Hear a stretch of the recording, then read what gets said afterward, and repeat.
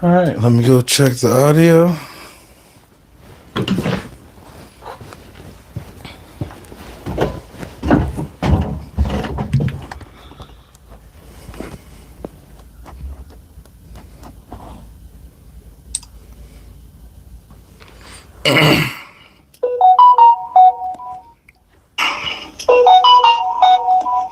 Testing.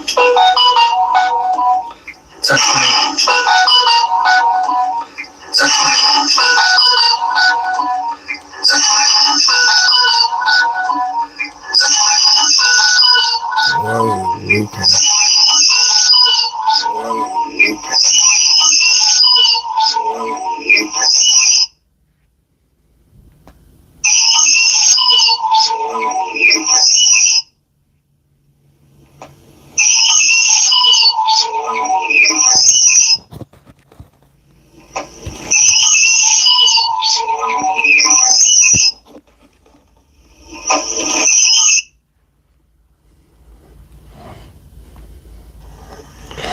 Testing.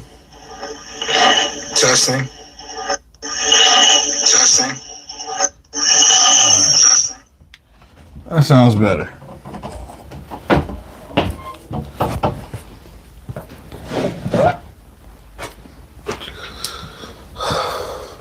So where we're going to be picking up is where we left off yesterday.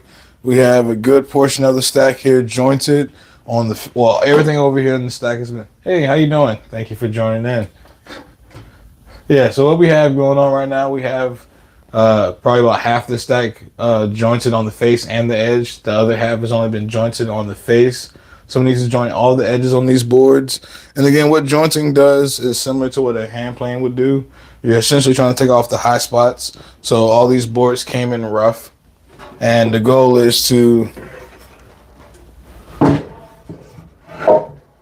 probably not the best example, or if the camera probably won't pick it up.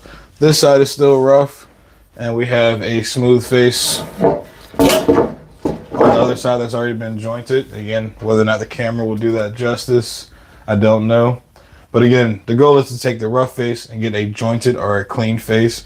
Once you have a perfectly flat face, use that face to reference up against your jointer fence, which will then give you a 90-degree edge. And once you have a 90, well, this one hasn't been jointed, but once you joint it, you have now a flat face with a 90-degree edge to it. Then you can actually run it through your table saw to get a parallel edge on this side when you rip it, because you have a straight face to reference off your table saw fence, and because you have a flat face when you send it through your planer, you get a perfectly flat parallel face on the other side. So we have, again, half this stack jointed on the face, which was pretty much the hard part. Edge jointing isn't too bad, but again, I have a 6-inch rigid jointer. The bed isn't quite long enough to really handle 7 and 8 foot long boards. But again, we're building doors, so we have to use longer boards. So the goal now, though, is to get all the edge jointing out the way today, hopefully. Fingers crossed. We should be able to get it done, though. At least on all the styles and on all the styles. Because again, we still have all the rail material, which is horizontal parts to the door. They're all shorter, so it'll be a lot easier to run through the jointer. But there's rail material all over the shop. And then that whole stack over there is 4/4 material. I'm going to be using that for all the panels on the doors. And again, I'm going to that has to get milled in itself. I'm probably going to start tackling that once I actually have the doors roughed up, ran through the, I guess order of operations, if you guys don't know.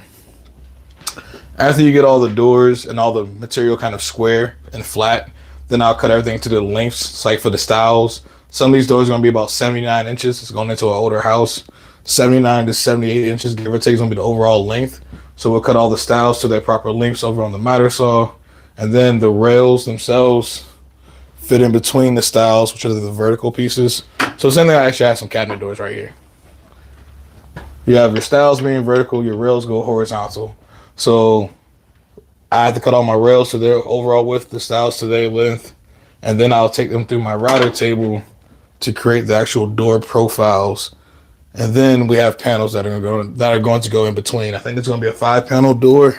I have a ugly drawing on the back side of my doors, but I can't get access to it because of everything else right here. So can't really show you everything right now because the shop's a little bit of a mess because we're in the middle of the milling process, which is pretty much turning all this large, heavy lumber into smaller stuff that can kind of move around a little bit easier. So what we're going to be tackling today, though, is edge jointing for the most part, and then maybe some table sawing, and if I get lucky, setting up the planer to run some stuff through. I'm trying to think about where I want the camera. The other day I had it sitting up front looking back at the jointer. I'm thinking back here is a good angle. I don't know. We'll kind of see how it goes.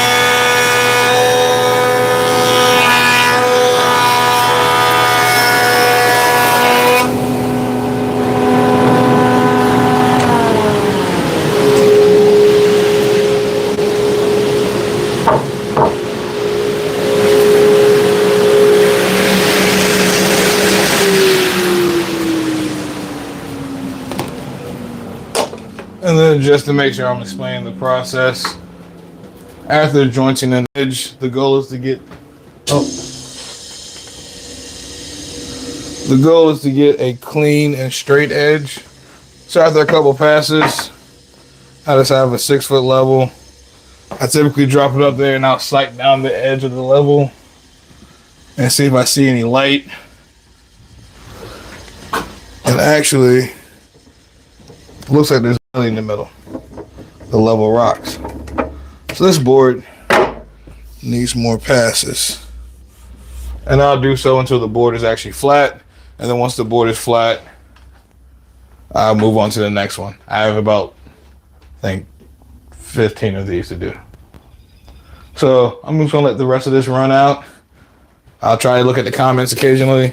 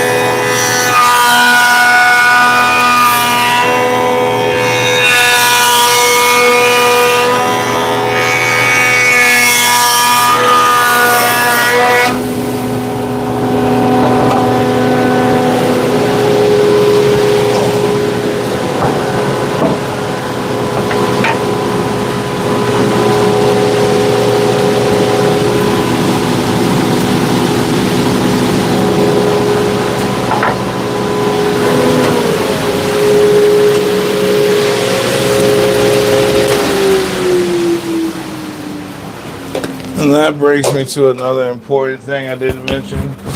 When planing boards, boards can be cut in a couple different ways. So I'll show this one as an example. Hey, thanks for joining in. So with a board, if it's not straight, it can be cut like a smiley face. Let's just say a big old curve. And when you're jointing a board, ideally you want that curve facing down. If not, you're dealing with a belly, like a pretty much. I really wish I had something. Actually, I'll take this piece to represent it.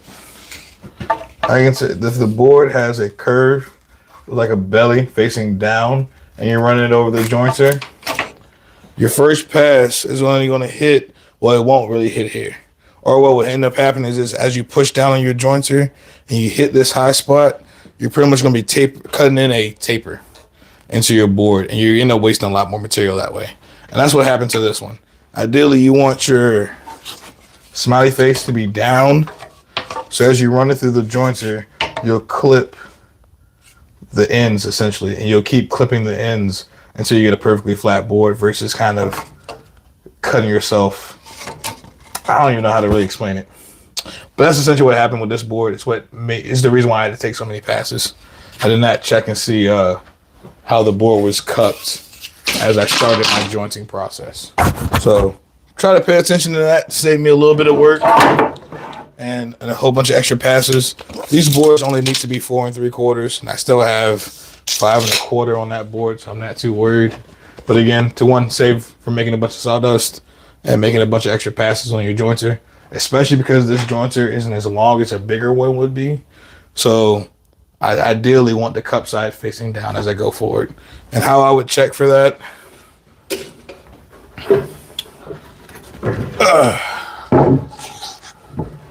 I'd grab a board, throw the level on it beforehand, and I see that it's rocking on both sides. I can actually get out the way. I can come on this side and push down on the level. I can come on this side and push down on the level so it's high in the middle. Opposite of what I want.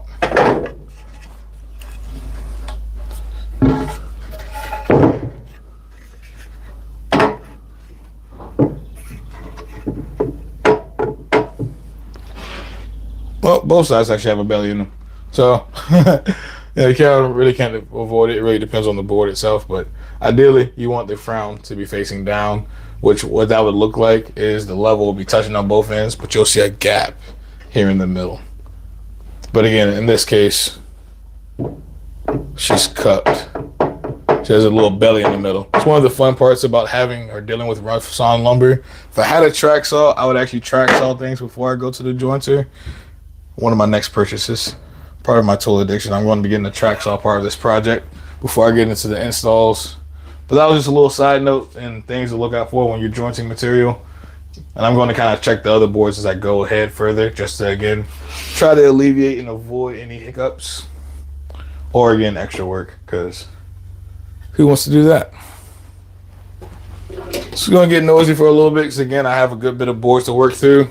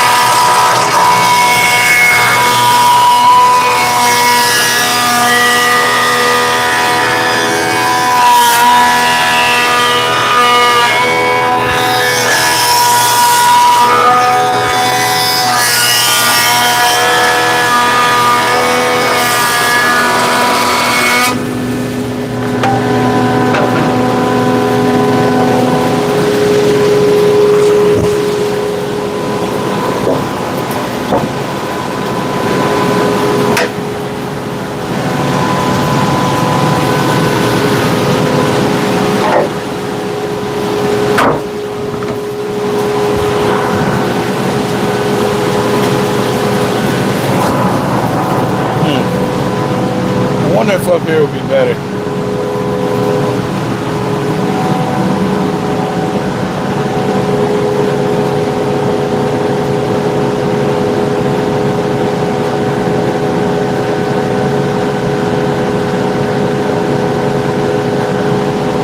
Yeah, I like that better. You guys can see everything.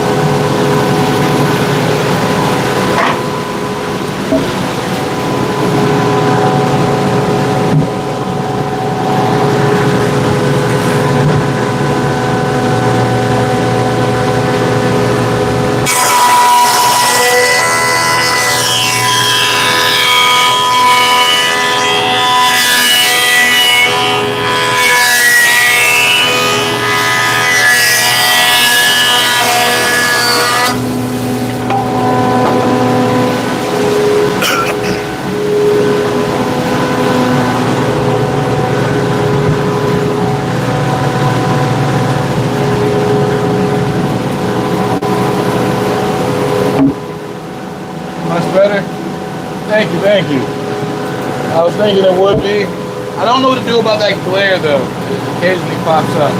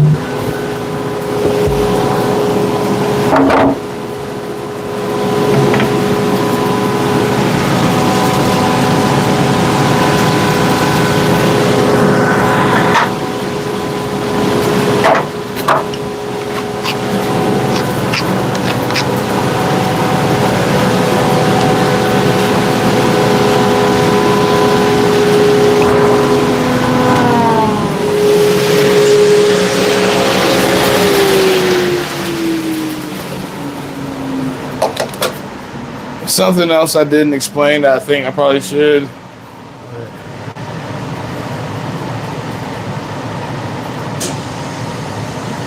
Is the dust covering the camera? No, it's not. And actually, I turned my my air cleaner on by mistake. No, the dust isn't covering the camera. I originally got these new shop lights in here, and actually used to not glare until I put those up. After those got put up, it glares. I'm thinking it's something I should do with my phone settings.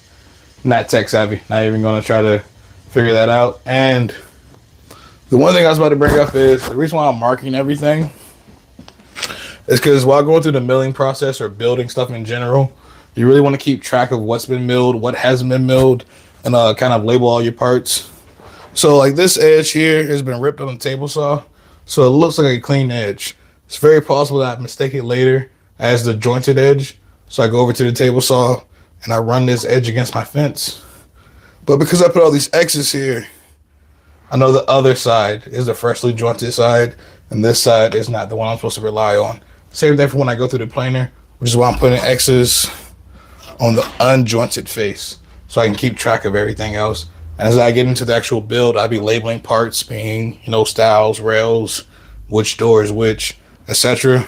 But labeling your parts is a good habit to have and kind of build into your process because it keeps you on track.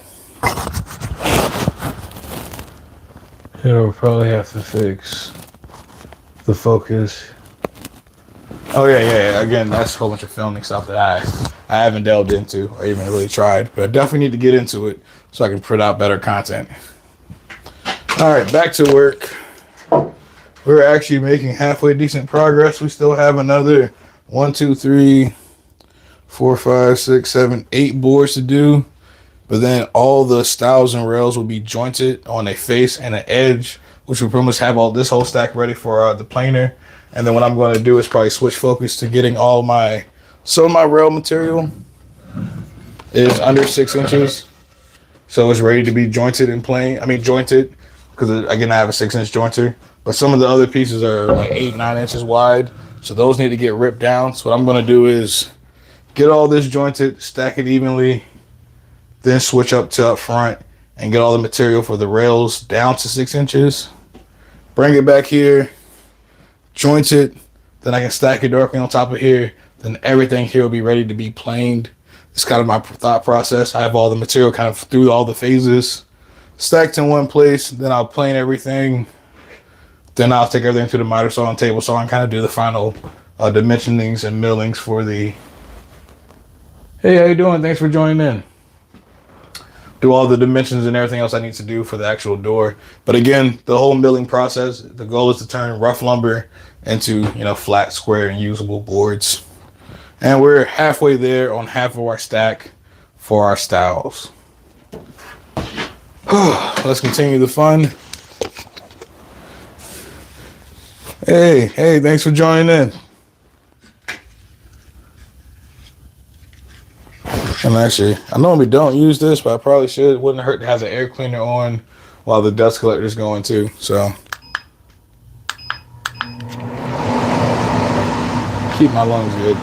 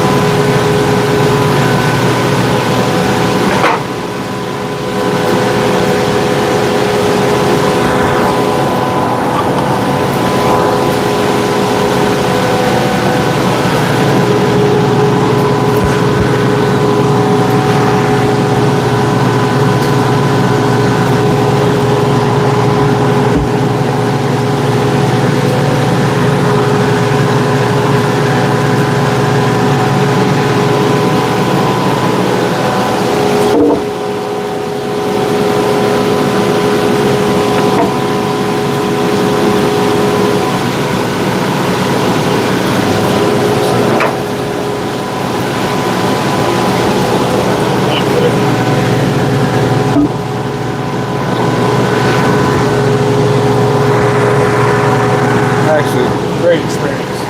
Great time to actually explain something.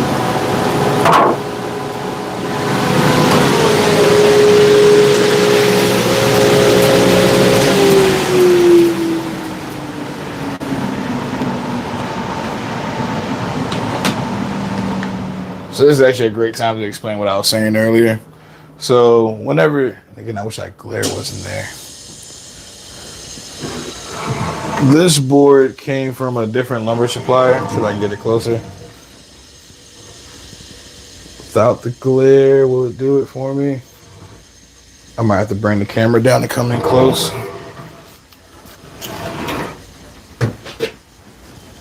So, some mill, this one in particular, they actually gave it to me and it's planed on both sides. So this side looks fairly smooth, but it wasn't flat. The side that I jointed was the other side, which is why I have my X's. Again, the camera's not doing me any justice. X's on the face that I know is not jointed. And what you guys just saw me go through right there is trying to decide on how I want to joint this board. If I joint this edge here first, you guys see how the bark and stuff is kind of beveled off. If I joint this edge first, when I go to my table saw to rip things, I'll be ripping off this edge to get it parallel. But this edge has the most, fucked up part. So I wanted to joint this side, then rip this side. But This side has a smiley face going down. This side has a smiley face going up. So if I ran this edge up against the jointer, I will end up wasting more material and have to take a lot more passes. So to avoid that, I'm going to have to joint this side, take a small rip, flip it over, and then I can rip off the excess. Pretty much more work at the table saw, less work now at the jointer, and probably about the same wasted material, honestly. But that's the thought process I just went through. Is why I check both sides, and I'm also trying to yield the most material at the end of the day. But I only need 4 3/4 wide. So again, all this is gonna get cut off at the end of the day if I mill this properly, and don't fuck up throughout the process. Also though, I'm trying to keep track of what I mill, how I mill it, so I can make sure I yield what I need at the end of the job. Stuff like this. This kind of becomes getting rough sawn lumber. And again, when I buy the wood, I buy a little extra and plan out. Like these boards are 85 inches. The doors are going to be about 79. So I'm going to be cutting off a good portion of this anyway. And hey, how you doing? Thanks for joining in. I'm actually extremely happy. You guys don't know, I have 120 people in here, kind of fluctuating. So I definitely want to try to explain what I'm doing as I do it too. Definitely appreciate everybody for joining in today. And again, then it starts glaring. I'm going to get somebody to figure that out. Somebody smarter than me is going to figure that out for me. And probably need to do this without using my phone. Probably get like an actual camera. Was probably the answer. Because I can't do any adjustments to the camera settings from the live stream. I'm streaming from the phone. I don't know how to mess with none of that. So that's neither here nor there. And what was I train of thought? Yeah, so with that being said, I think the decision was to joint this edge and not the other.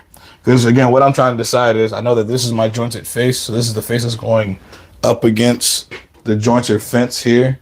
And now I'm trying to figure out which side is going to go down. And again, in this case, this is the smiley face.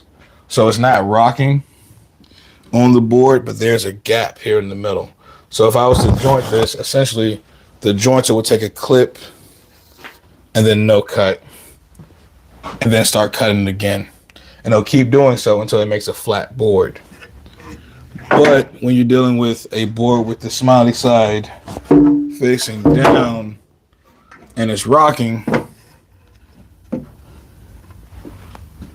what happens is when you initially feed it through the jointer and you're pressing down, you'll end up with this part getting cut, and then it runs straight. Kind of takes a little hill off, but then on this edge here, it's taking nothing. So you'll end up keep planing off at an angle. You'll end up like a trapezoid, depending on how bad your board is curved upwards. So again, you end up wasting more material, taking more passes. And I'm trying to also think about the fucked up edge on the other side, trying to yield the most amount of material without taking a whole bunch of passes, trying to balance all that. All that kind of goes into the milling process, and also when you select the boards that you're going to bring home to build your project. Because if you don't plan that stuff out, there's like this one has a big gash from like when it was moved by a pallet or had band straps on it. If you don't plan to cut that off and you just buy a board thinking you'll have enough to make your door, you get down and done with your milling, that gash will still be there. So you want to plan to be able to cut and remove out any parts of the wood that you can't fill with like epoxy or something, to like knot holes and stuff. Something you need to plan around. If you're not planning to fill them, or if your client doesn't want knot holes in their project, that board might not be usable. So proper planning is kind of a big portion of building stuff out of wood.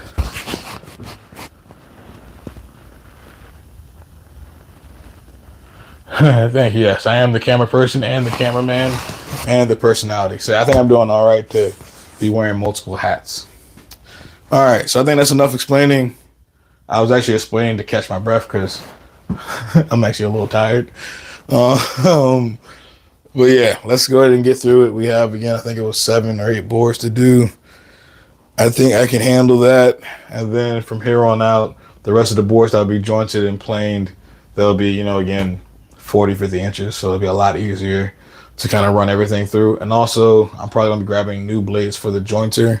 I think they're about dull. The whole bed is freshly paste waxed. Actually, I'm gonna smoke a cigarette and grab me something to drink too. I'm gonna use that as an excuse for take a break.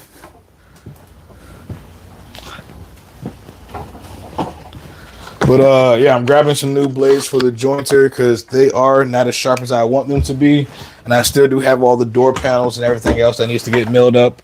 So instead of again fighting myself trying to get everything milled up, a lot better to have sharp equipment as you do the work.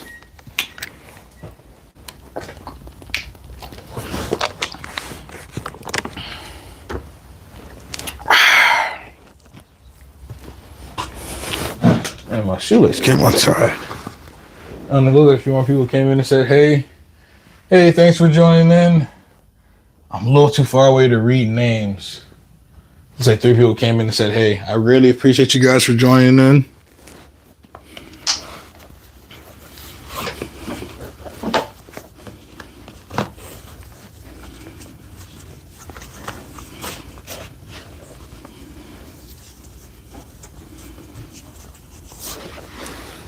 All right.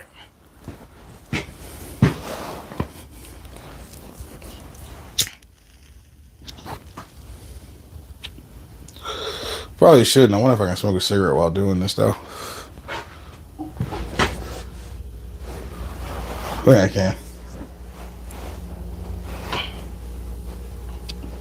I'm not, though. I'm pretty sure there's a lot of woodworkers with missing fingers who would be yelling at me right now if I was to attempt that. Especially on the live stream, no less. That'd be a terrible time to fuck up and cut your finger off when everybody can actually see it.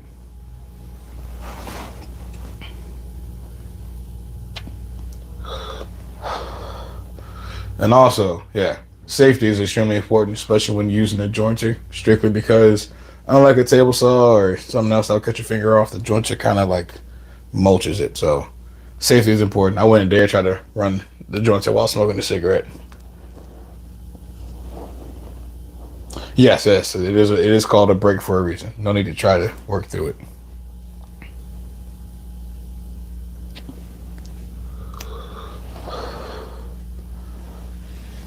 Smoking in the wood shop, yes, I currently am, and I actually do have 2 buddies who, when I come to their wood shop, if I want to smoke, I'm forced to be outside. But I am a smoker, so in my shop, I perfectly allow it. One thing I do always do though is any cherries that I flick, I make sure I stomp them out and put the cigarette out completely. Throw the cigarette butt inside the trash can, or stomp it out. Again, I don't want to make sure no tossing, just butts on the ground. And again, I kind of won't toss it into an active wood pile. And I also have separate trash cans. There's a trash can back there that's just wood. Then there's other trash cans in the shop for shop stuff. So again, those stay separated. And ideally, if I'm good about it, there won't be sawdust all over the ground. So not the best thing, but I do smoke inside of my shop with minor precautions. Again, can never be too safe, but that's one risk I'm gonna take.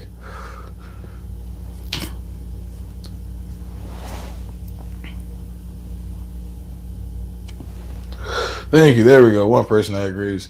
Like I was wearing flip-flops yesterday while I was inside the shop. I do that a good portion of the time. And people do hassle me about it just a little bit. But again, it's about what you feel comfortable with.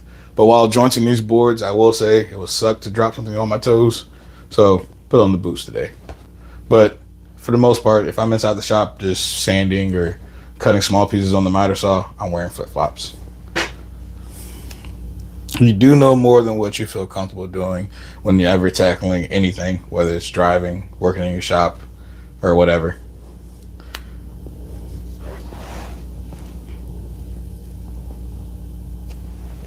Thank you, I appreciate it. I feel smart until I do something dumb. And on live, I guess you guys can probably catch me doing a lot of dumb stuff. It's very possible.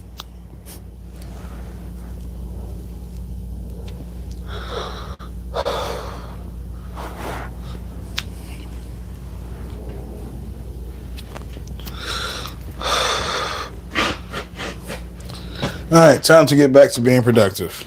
I know which side of this board I'm going to joint, and again, the whole point of that break was one, let me grab another sip of water before I get back at it. So the next time I stop, I would like to be done.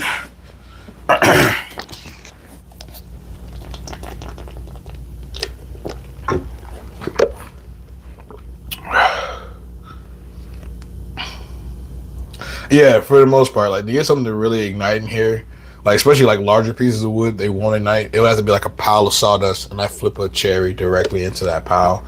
So again, I take as many precautions as I can. Like I'm not gonna smoke while I'm spraying lacquer or something, or like I have a bunch of rags laid out from doing finishes. I'm not gonna drop a cigarette right next to all the chemicals, but yeah, I take as many precautions as I feel need to. Keep it contained with water and drop the cigarette. See, I was thinking about doing that. Have a separate trash can specifically for cigarettes.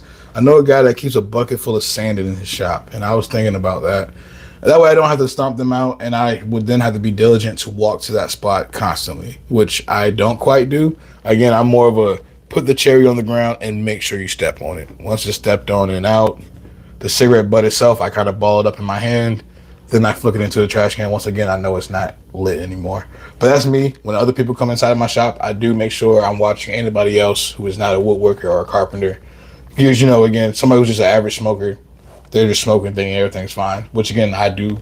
I take responsibility for anybody who steps inside of my shop.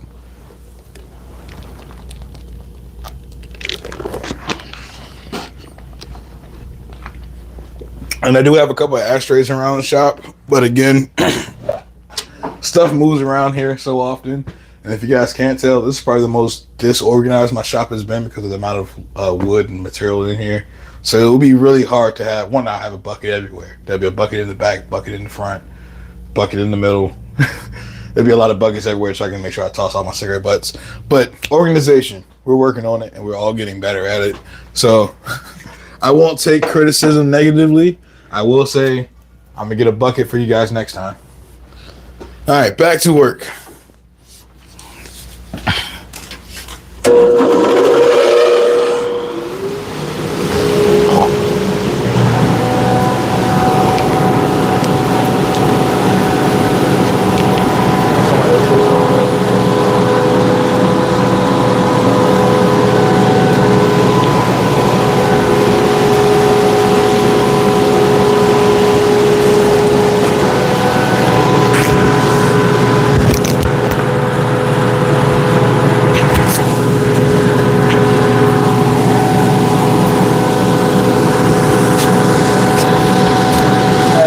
Mic out.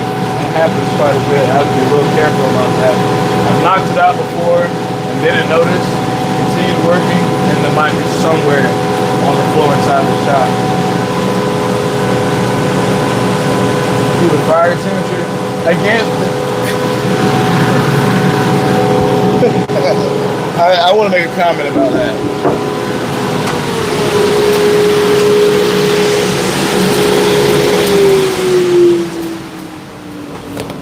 So, I do have a fire extinguisher inside the shop, but let me get a little closer so I can actually read this.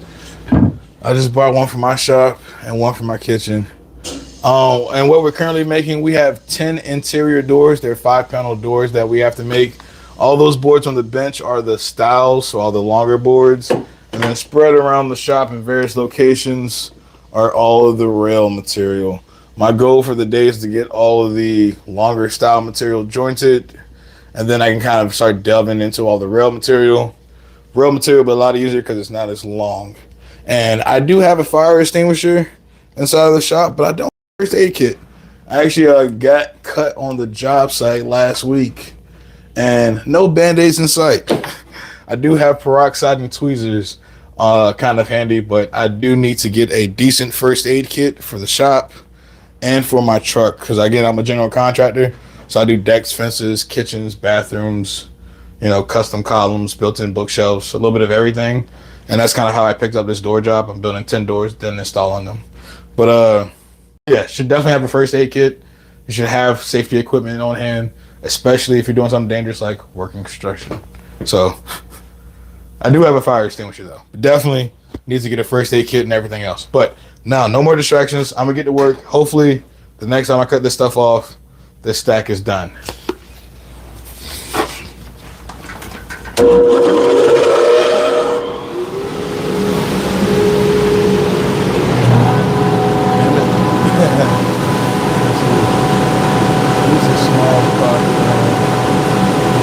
Yeah, I did do something. Yeah, you only think about it when you need it. Like I have no band-aids, which is crazy. I get a splinter or I cut my hand. It'd be nice to at least be able to slap a band-aid on, real quick and keep going. I have to run inside and go find one. So I should have a first aid kit out here.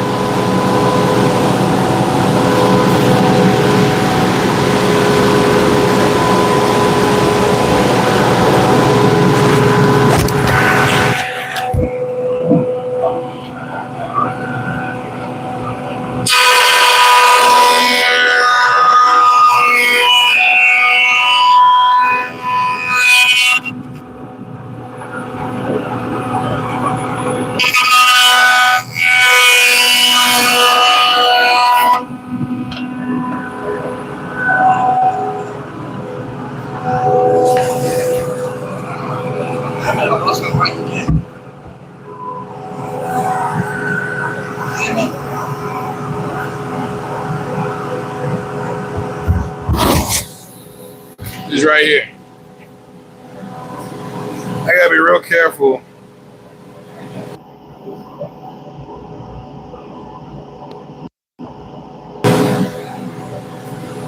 Oh wait, testing. Can y'all hear me? Somebody comment real quick just to let me know if y'all can hear me. The light's green, normally it's blue. I don't know what that green one means. Oh, we're loud and clear. Cool. Thank you. All right. Hopefully I don't knock it back off again. I typically have it tucked into this pocket, but again, while flipping boards around, it's going to get knocked out occasionally. So yeah, hopefully I don't lose it. Let's see, I just took a pass on this side.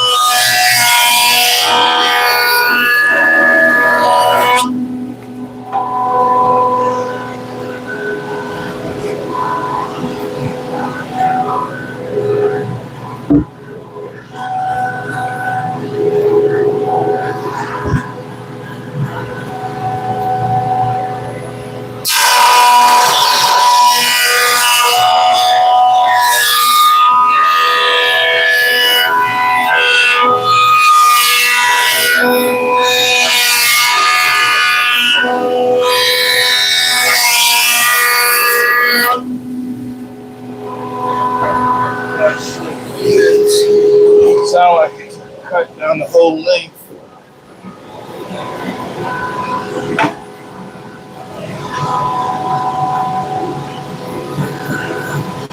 Still a bit of a gap in the middle. I'll probably do one or two more.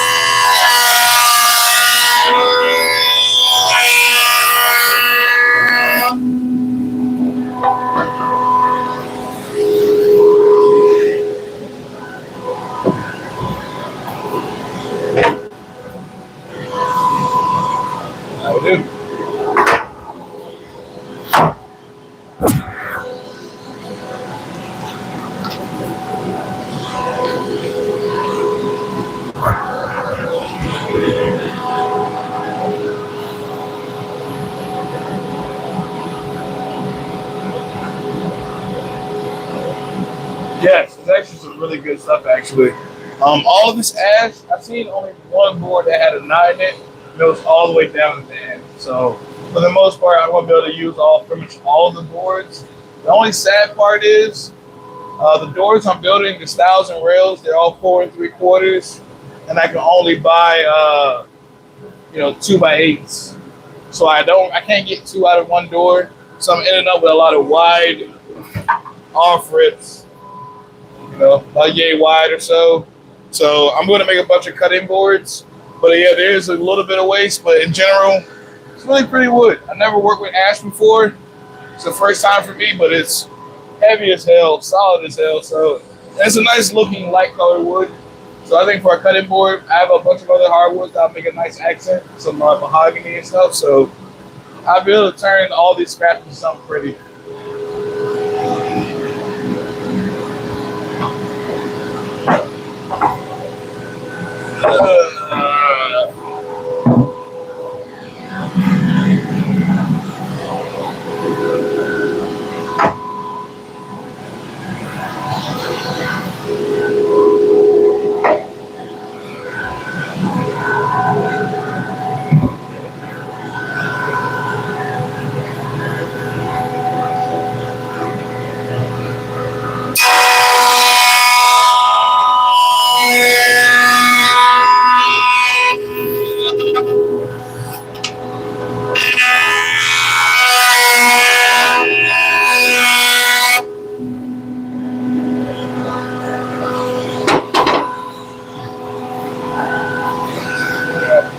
Oh yeah. Yeah, just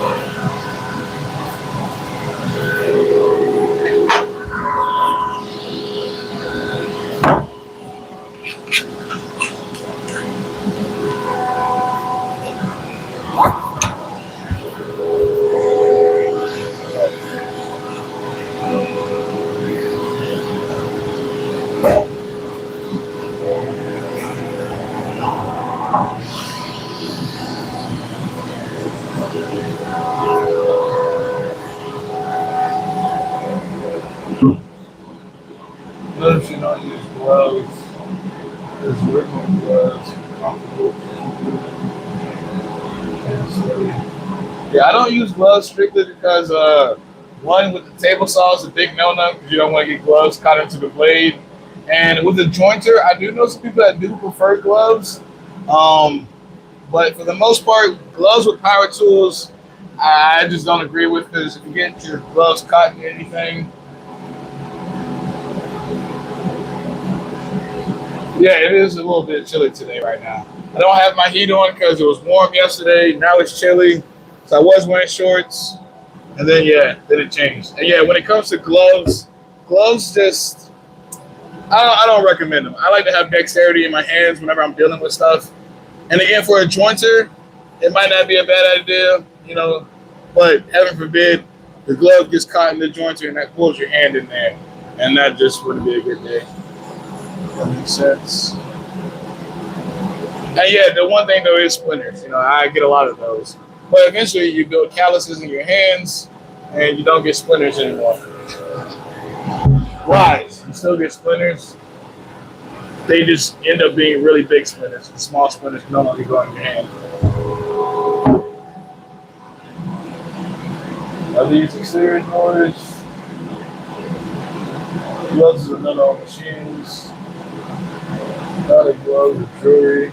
Yeah, see, I don't even like really wearing a hoodie. Just because my the tassels, But again, these are not super long. And if it was a table saw for like a crosscut sled, probably wouldn't want to wear the hoodie. You don't want anything longer loose around tools. And these are interior doors, so that's the sad part. I have 8/4 material. The doors are going to be 1 3/8. So a lot of this is going to be turned into sawdust. I don't have a big enough bandsaw to resaw everything. Boy, I wish I did that because it's a lot of ash that's going to be turned to sawdust. But I do have a buddy that has chickens, so they've been swimming in walnut for the last few weeks. So they're going to have a bunch of ash to add to the pound. These chickens are fairly spoiled. Walnut, mahogany, cedar occasionally.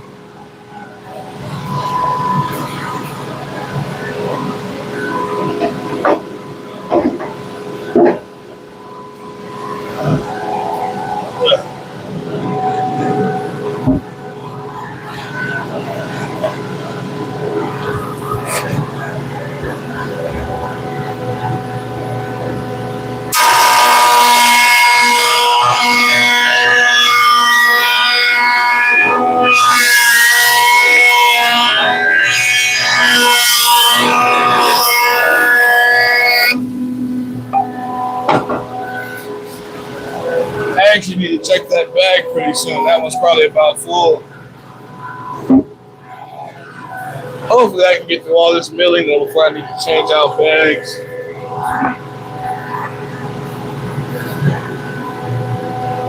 Probably won't though. Probably finish all the jointing.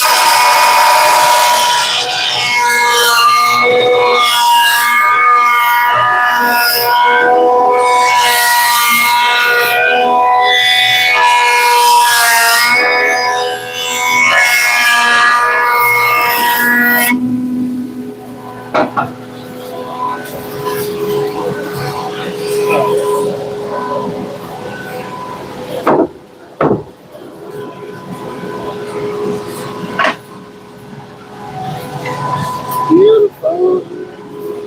Alright, I think I got 5 left. This is actually exciting for me because running something through the planer is easy. I'm actually ready to put the joiner away. I've used it more in the last 3 days than I want to in a very long time. No, I don't get free eggs. See, that's something funny. I've been telling them for a while that I want some. What he offered me is to come down to the farm and help him slaughter some of the chickens, and I can take some of the chickens. He mainly keeps meat chickens. He does have egg-laying chickens, but I should get some free eggs. We're gonna have that conversation later. He picked up like 4 or 5 bags for me the other day, and I told him by the end of this week I should probably have like another 3 or 4 for him. So, I want some chickens. I want some eggs. That'd be nice.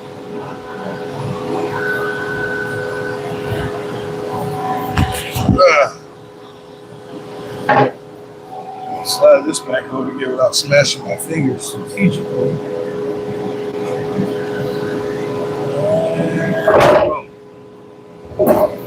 Flip this one over. I can move some of these back here to this back stack. Because the only stack that is not done is this one right here. Woo, almost dropped that.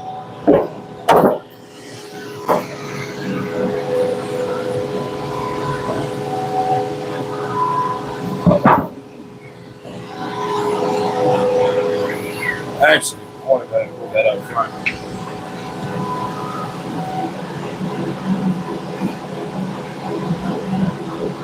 Yeah, it'd be nice. I would love to actually have some chickens in the backyard. That is a argument I'm actually fighting for right now. Because it'd be nice to have some chickens in the backyard and maybe a couple of rabbits.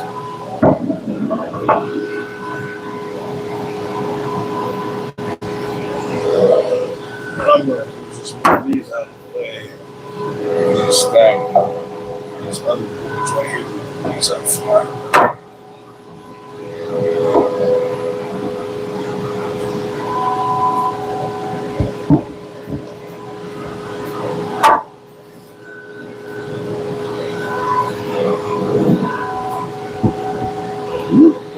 Step over though. That wouldn't be any good. Last one. Without having to fall. Hooray! This one's right. It's like I planned it. I'm not gonna lie, it was cold, but I am starting to break in sweats. So this study is coming off in a second.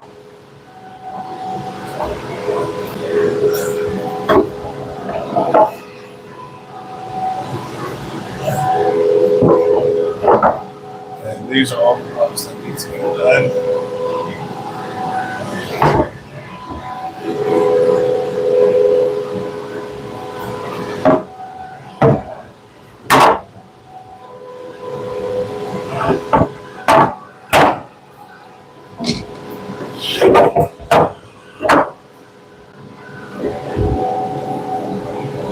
Look at that one. This is the last one. Look at that. We've officially done a third of the stack. I think that's major progress. Well, sorry, bad math. 3/4. All of this from here over is done. This is the last thing. All right.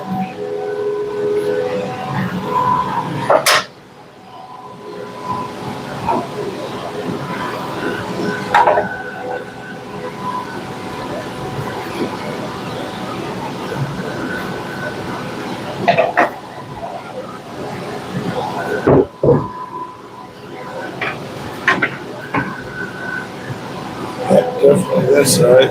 This is a great example of that gap I was telling you guys about. I know that the level itself is straight.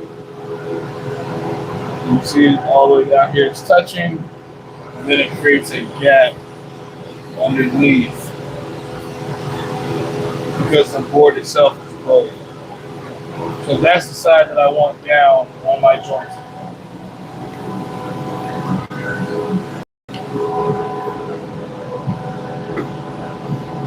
And that's what I'm looking for as I check it.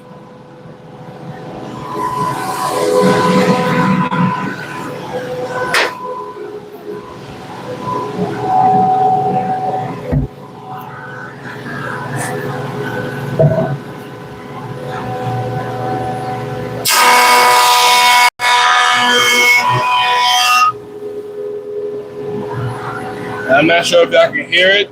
It's not taking the cut now, but then toward the back end is once I start taking the cut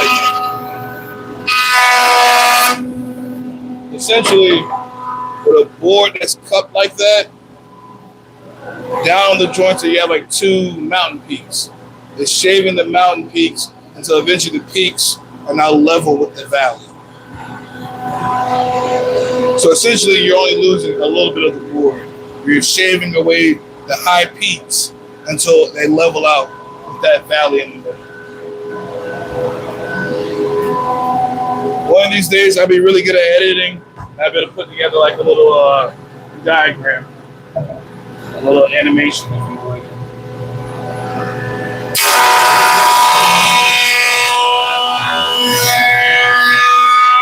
We're going to fade the cut, and then it stops.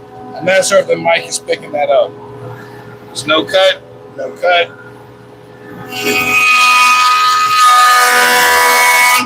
And then a little cut down at the end. So I keep doing that until it shaves again. Those high spots that the level was resting on. So I keep shaving until it gets even with the valley in the middle. And that's one way I tell, how I tell when I'm about flat. Once the joint takes a full cut all the way across, the board is probably relatively flat at that point. And that's when I can start to check it. But if the joiner isn't cutting all the way across,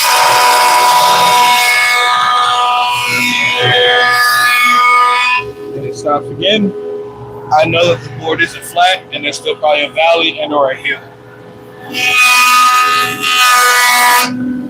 I don't know how clearly the sound from the cutting picks up in the mic, or if the vacuum overwhelms it altogether.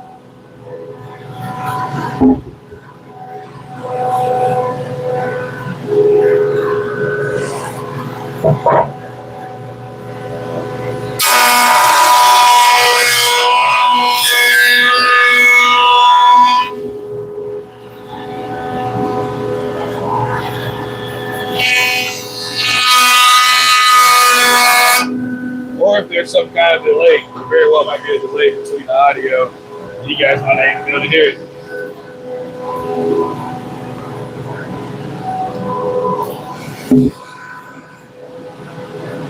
Big gap, yeah, definitely a massive one. How many would it take to joint? I have no idea until it gets jointed, unfortunately. We can hear it go silent in the middle, yeah. Pretty much, yeah. So what's going to happen is, I'm not sure if the camera will pick it up. It will not. It's just going to glare at me. We have it smooth from the top all the way down to about here, and it gets rough. And then down here on this edge,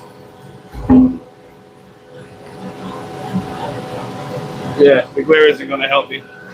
Probably to about here. So everything from here up to here is still rough. So that's that gap that it had. So again, we were working the high peaks of the mountain until eventually it can slide straight through and start cutting the valley. And that's when you'll get it cut all the way through. And then you either check it for flat. It should be pretty close. If it's not, a few more passes. If you have a longer jointer, like with a longer bed on it, they won't start cutting all the way across until the board is flat.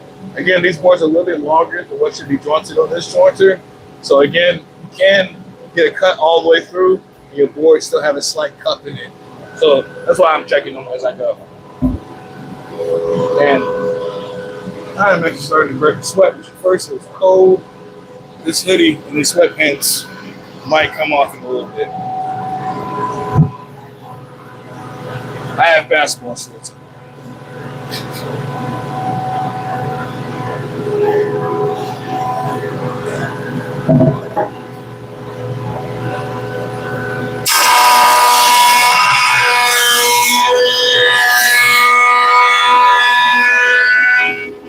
Yeah, still not cutting yet. Oh,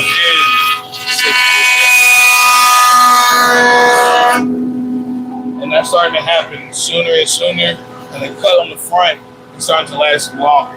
Essentially, it's working its way into the middle of that valley. So if you guys don't know how joiners work, hopefully this little explanation kind of explained how it works. And again, a more powerful jointer, you can probably take a deeper pass, but most people don't go more than like a 16th. Crazy people might do an eighth at a time. You know, again, if I had a track saw, the other option would be popping the line and track sawing it straight from the very beginning. Future investment. Hey, thanks for joining back in.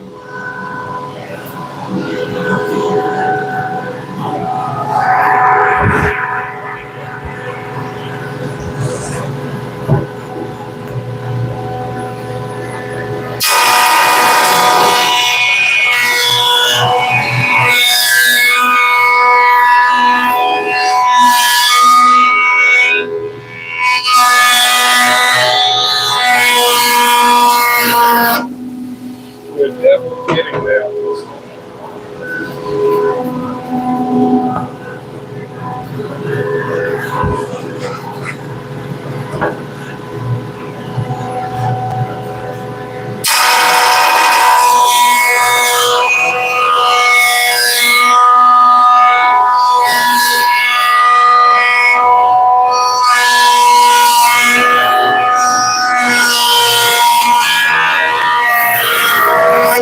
That sounded like you cut all the way through.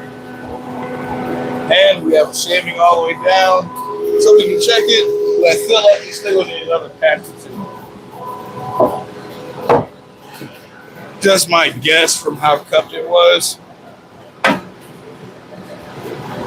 But as you can see, so typically when you have a cup like that, it's the opposite on the other side. That's why you'll have a smiley face and then a mountain, because the board's going to cup in the mirror. So this side is a smiley face facing you. The other side will be like a banana. That's why you can spin freely, because the board is only touching here in the middle, and it's up on this side and up on this side. So if I wanted to, you can spin it. And again, this side was the opposite, which is why I ran that side down on the jointer. And yeah, I can do another pass too.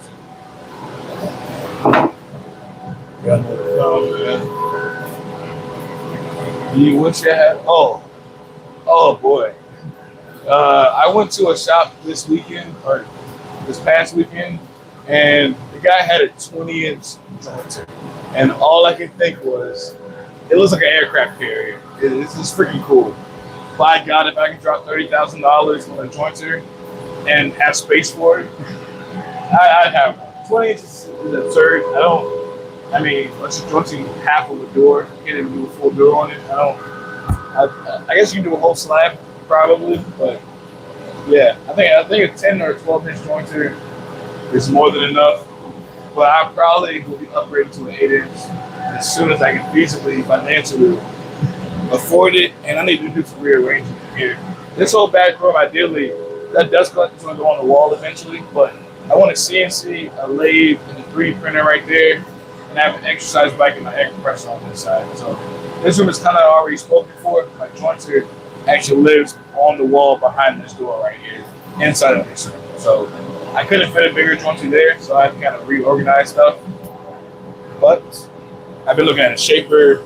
I've been looking at other tools, so I might have to do some reorganizing. But yes, I would love a massive jointer. This will save all the work right here. Because the issue with the jointer, or this one, a big one, the bed would be like out here. It's like instead of me having to support the end of the board, I can just rest the board up there and push it through. It's a lot easier. And I wouldn't need to pre-rip a lot of the boards to get them down to 6 inches because the jointer bed itself is wide. And it just makes the whole process easier. And a big enough jointer, you can do a power feeder on it, and you can do that. So, futures. But again, this is my dad's garage. This shop is only about 550, 600 square foot. I couldn't fit it in here if I wanted to. Maybe one day if I can decide to upgrade to like 1,000 foot, 2,000 square foot shop somewhere in the future, maybe. That's dreams right now, though. Boy, would I love it.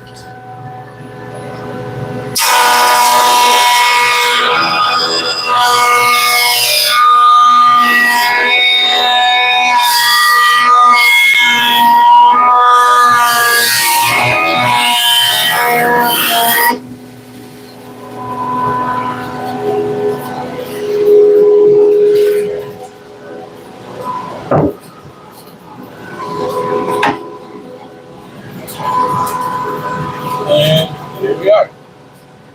Again, it took a little bit of work, but we took that giant cup that was in this board and made this board perfectly straight, which is the whole entire purpose of the jointer. There's some back there. Put some X's on it. And I'm about to take these hoodies off.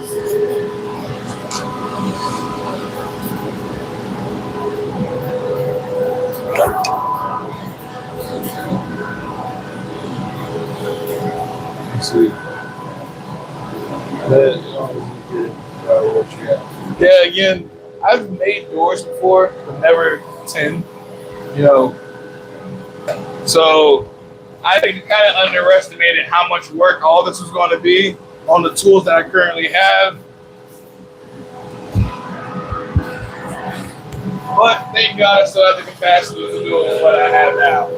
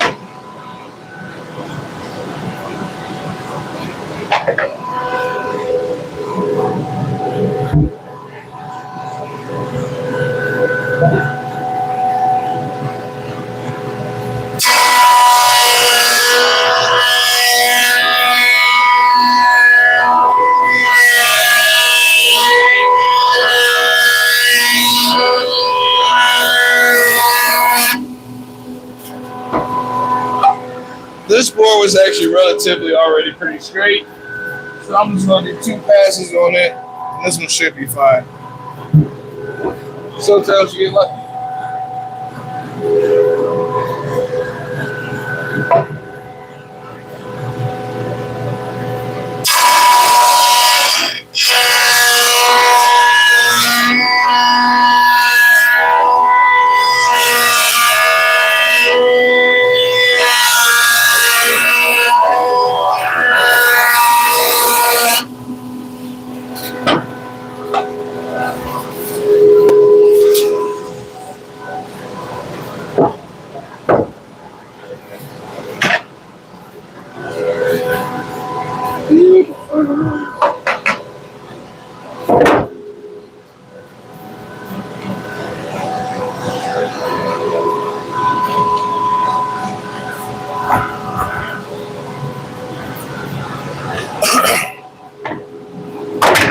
I really wish the cameras did the wood justice. You guys really can't tell, the difference in look between the jointed and unjointed, or planed and unplaned.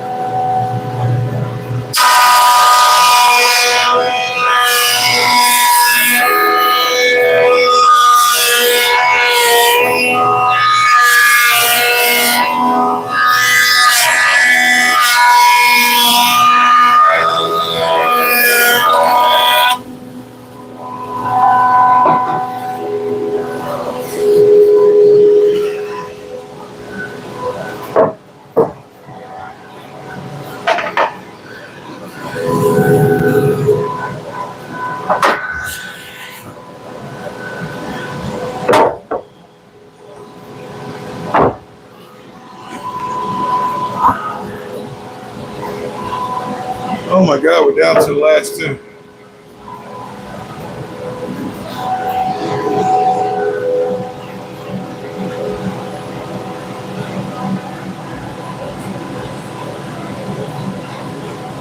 Yes, this door build.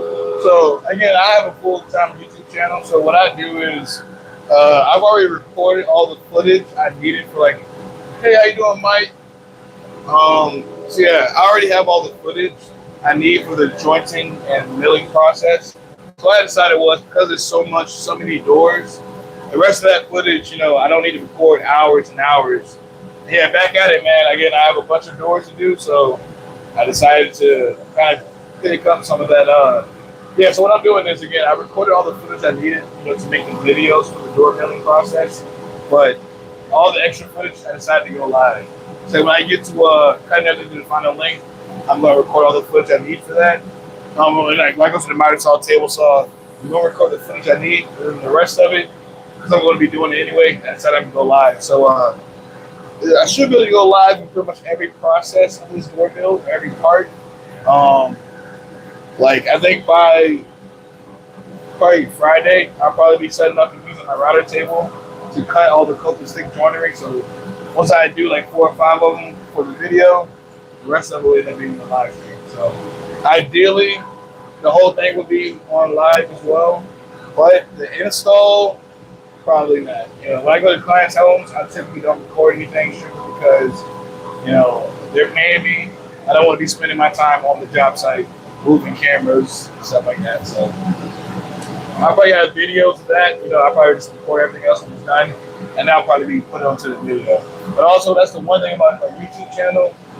Currently, I think on YouTube we are doing my pop-up bench dogs, and like I've already uploaded stuff on like my Instagram and TikTok where we're rebuilding the monitor. So it's like YouTube's a little further behind. This is also why I like to do live streams here because you guys can kind of see what I'm currently doing. But also you guys get long format videos, all the other platforms you want to get my shorts. You know, TikTok, Instagram, Facebook. They get all my shorts, they're a little bit further ahead from YouTube. But again, you guys get all my live streams and any long format videos. So it's kind of how I'm balancing it. I might change it up later. I might stop doing shorts altogether. I haven't really decided. But for now, as far as I see it, this whole project should be cut on live stream. And then the videos of it will probably be about maybe 3 months down the road, give or take. Let's see if I just finished this one. These are the last two.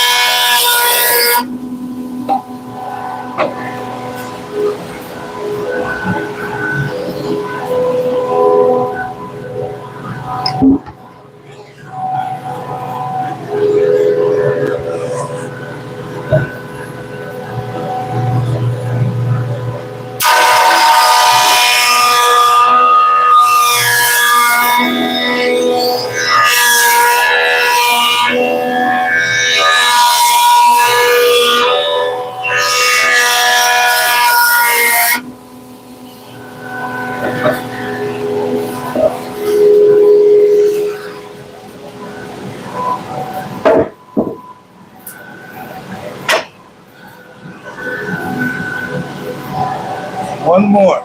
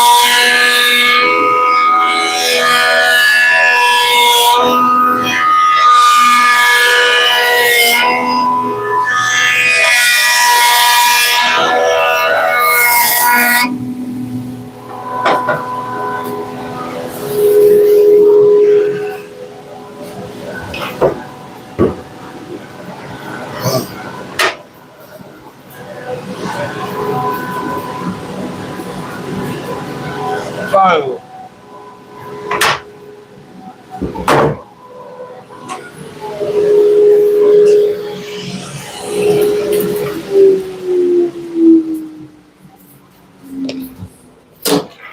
Oh my God.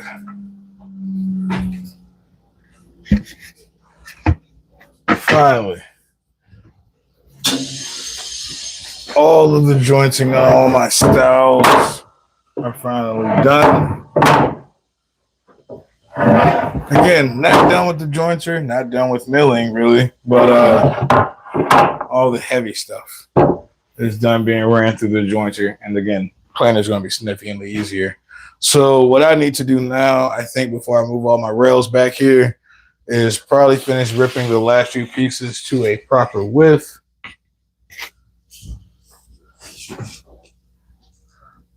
Yes, definitely back breaking. I'm ready for a nap, honestly. But let's see. What I probably should do is go ahead and move all my rails that are small enough back here. Like all of these are under 6 inches, so these are ready for jointing and planing. So I'm gonna start stacking these back here to get them off my table saw and off my miter saw. Then everything that needs to be ripped, I'm gonna move it to, I might actually, probably better to rip everything. I have a whole stack of stuff that's already been done. This stack has already been done over there. So that stack can stay there. The rest of these haven't been jointed.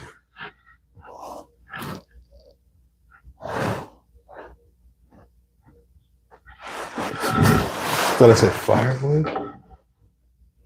Oh no, not firewood. Definitely be a very expensive fire. I do keep all my scraps though, and I actually have a trash can back here that I dedicate to going into my fire pit. So, and it's actually full, so probably do need to go back there and set that off sometime this weekend as well. You know, free time is everywhere.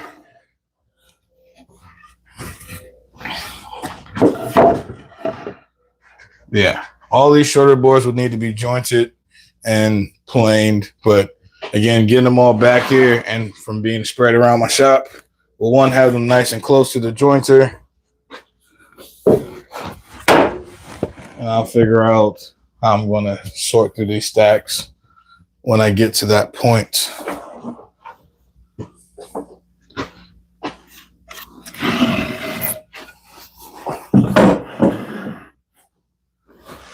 Whew.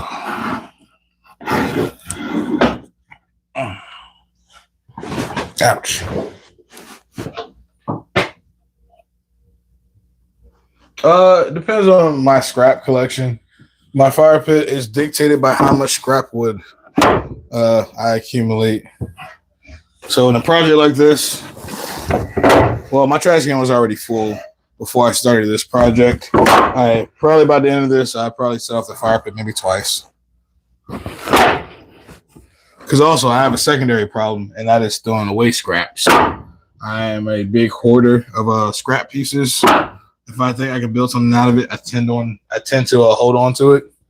So it's very hard for me to fill up my trash can whenever, like this little piece here. This will probably go in there, you know. But if this was walnut or mahogany, this would make a perfect inlay strip for a cutting board, and it would have been kept. But unless I do make a solid walnut cutting board, this piece of ash could be useful. So again, I'm just going to put this over here to the side and maybe throw it away, maybe keep it.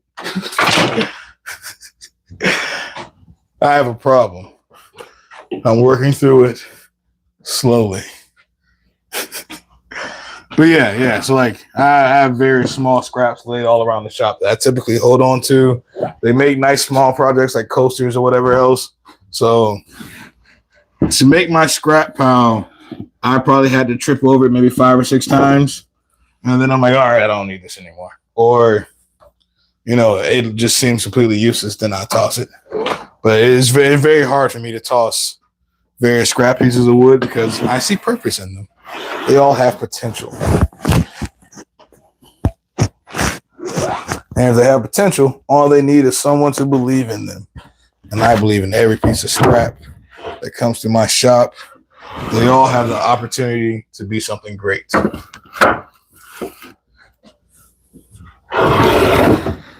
Or maybe I'm just a hoarder. I don't know. Don't judge me.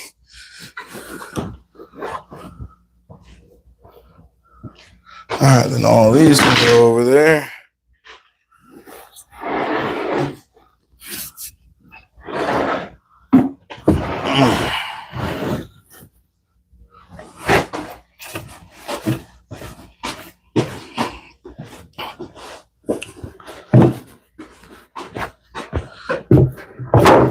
And yeah, these are significantly lighter. Again, I'm carrying 3 and 4 of them at a time. These are, again, significantly shorter than these other boards. When I run these through the jointer, are these already 6 inches? I think those are 6 inches already, right? Yeah, these are already ripped. Small enough to work on the jointer. So face joining and edge joining should be a lot easier and theoretically go a lot faster. But I still have to, again, I still have to do all of those. And then I still have that small stack on the left. All those boards are over 8 inches. So those need to get ripped small enough to fit on my jointer. And then they can join the stack back here. And that will be all of my stiles and rail material.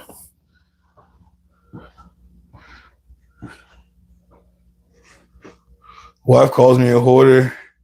Related when I save the day with, see, that's what people always slip up on. And I actually make a lot of really cool stuff out of scraps. I have some, so I'll probably have to get closer. Let me grab a couple things.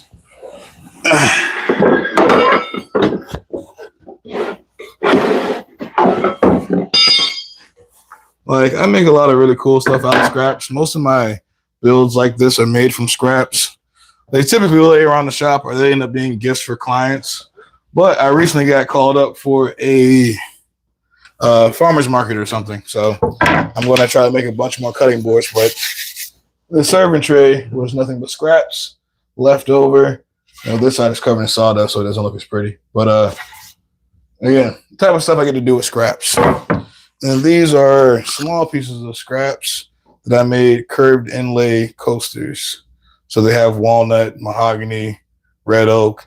And these are like that little strip that I was, about to toss. I can make a ton of these out of those little strips. So I can toss everything or, hold on to it and make something cool. So my alternative and my issue is I don't have the time to turn all the scraps I have.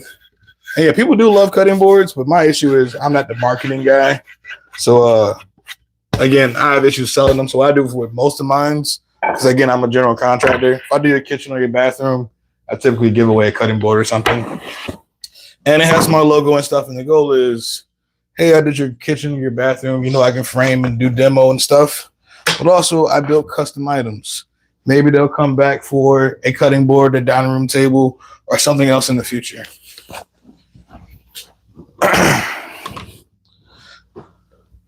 And again, I could throw all the scraps away. All the scraps could get burned. But like this piece, this is one of the off rips while I'm trying to make these pieces, small enough to go through my joiner. I can take Jenga blocks. I did see somebody else say that too. I could do a lot of Jenga blocks. I saw that idea for outdoor stuff. Like I get 2x4 sometimes. And they're saying just take those scraps and make Jenga blocks. Again, if I had a market or knew somewhere to sell it, but again, I actually have a farmer's market coming up. But I don't really have too much time to think about creative projects. I kind of have enough going on. Oh, and my nephew shooting me a call. I have to call him back. Like this piece. This is the offcut to get these to fit on my jointer. I could throw this away. Or I can cut this to 2-foot pieces, glue these back together, throw a piece of walnut in between it, and this will make a cutting board. This is 2 inches thick. So I can make a fairly thick cutting board and make a really nice one off of all these pieces that I'm about to get from ripping. Again, all these boards here are about to get ripped. So there's a lot of offcuts throughout this process. You could, again, cut this up, throw it in the fire, piece of ash, it'll burn a good bit, or, make something cool. And Etsy, you have to learn how to navigate the website, make an account, and I hate technology. I'm bad at doing stuff. It's not my cup of tea. I'm a nails and wood kind of guy. It's what I tell a lot of my clients.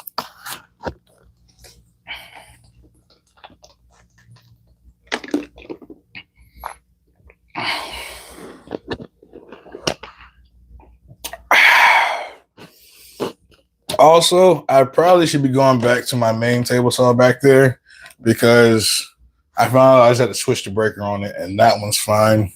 This battery one can do it, but she is slightly underpowered for this. But I have my vacuum hooked up over here. So instead of moving it, I'm going to run this one until the batteries die out. And if I'm not done ripping by then, I'll switch back there. And I might be able to get back to jointing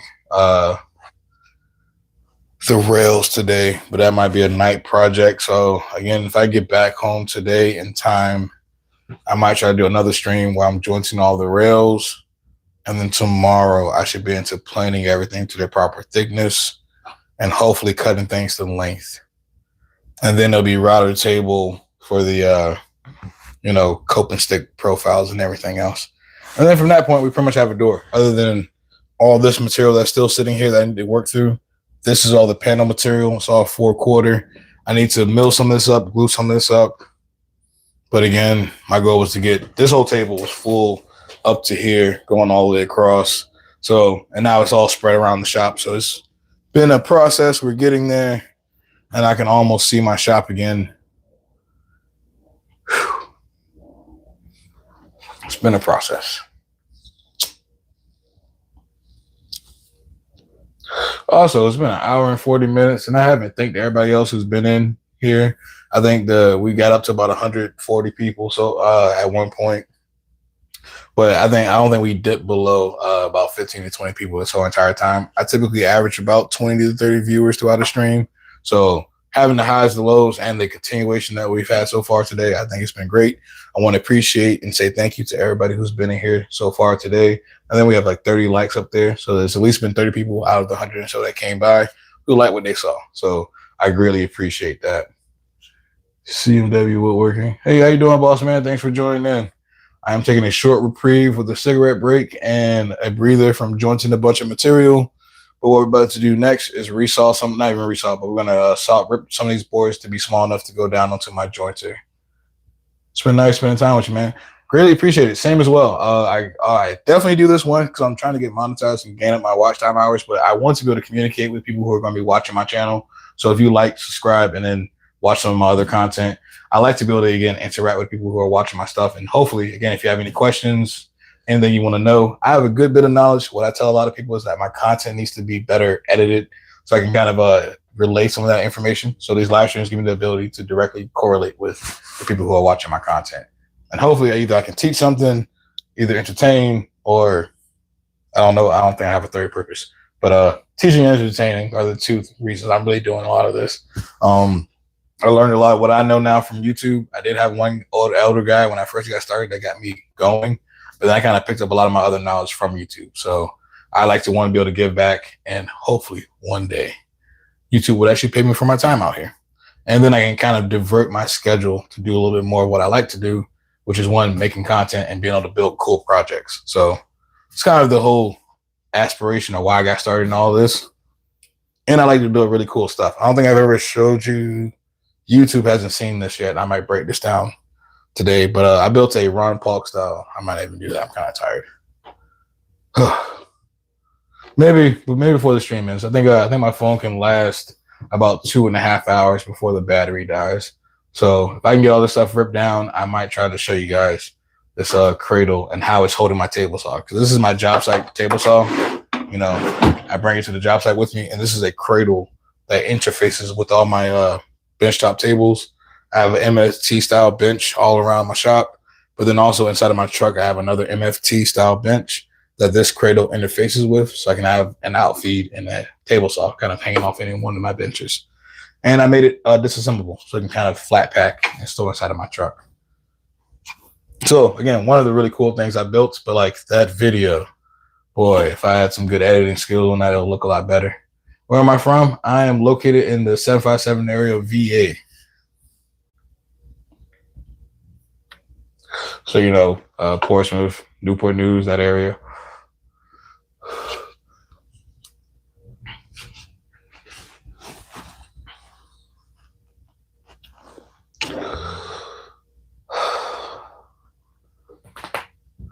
Whew, that sounded loud. That might have picked up in the camera. I probably need to start stretching before I do stuff. Ohio. How long you been woodworking? Or in carpentry or construction in general? Hey, Robert, how you doing? Thanks for joining in. And yeah, how long you been in woodworking or again construction in general?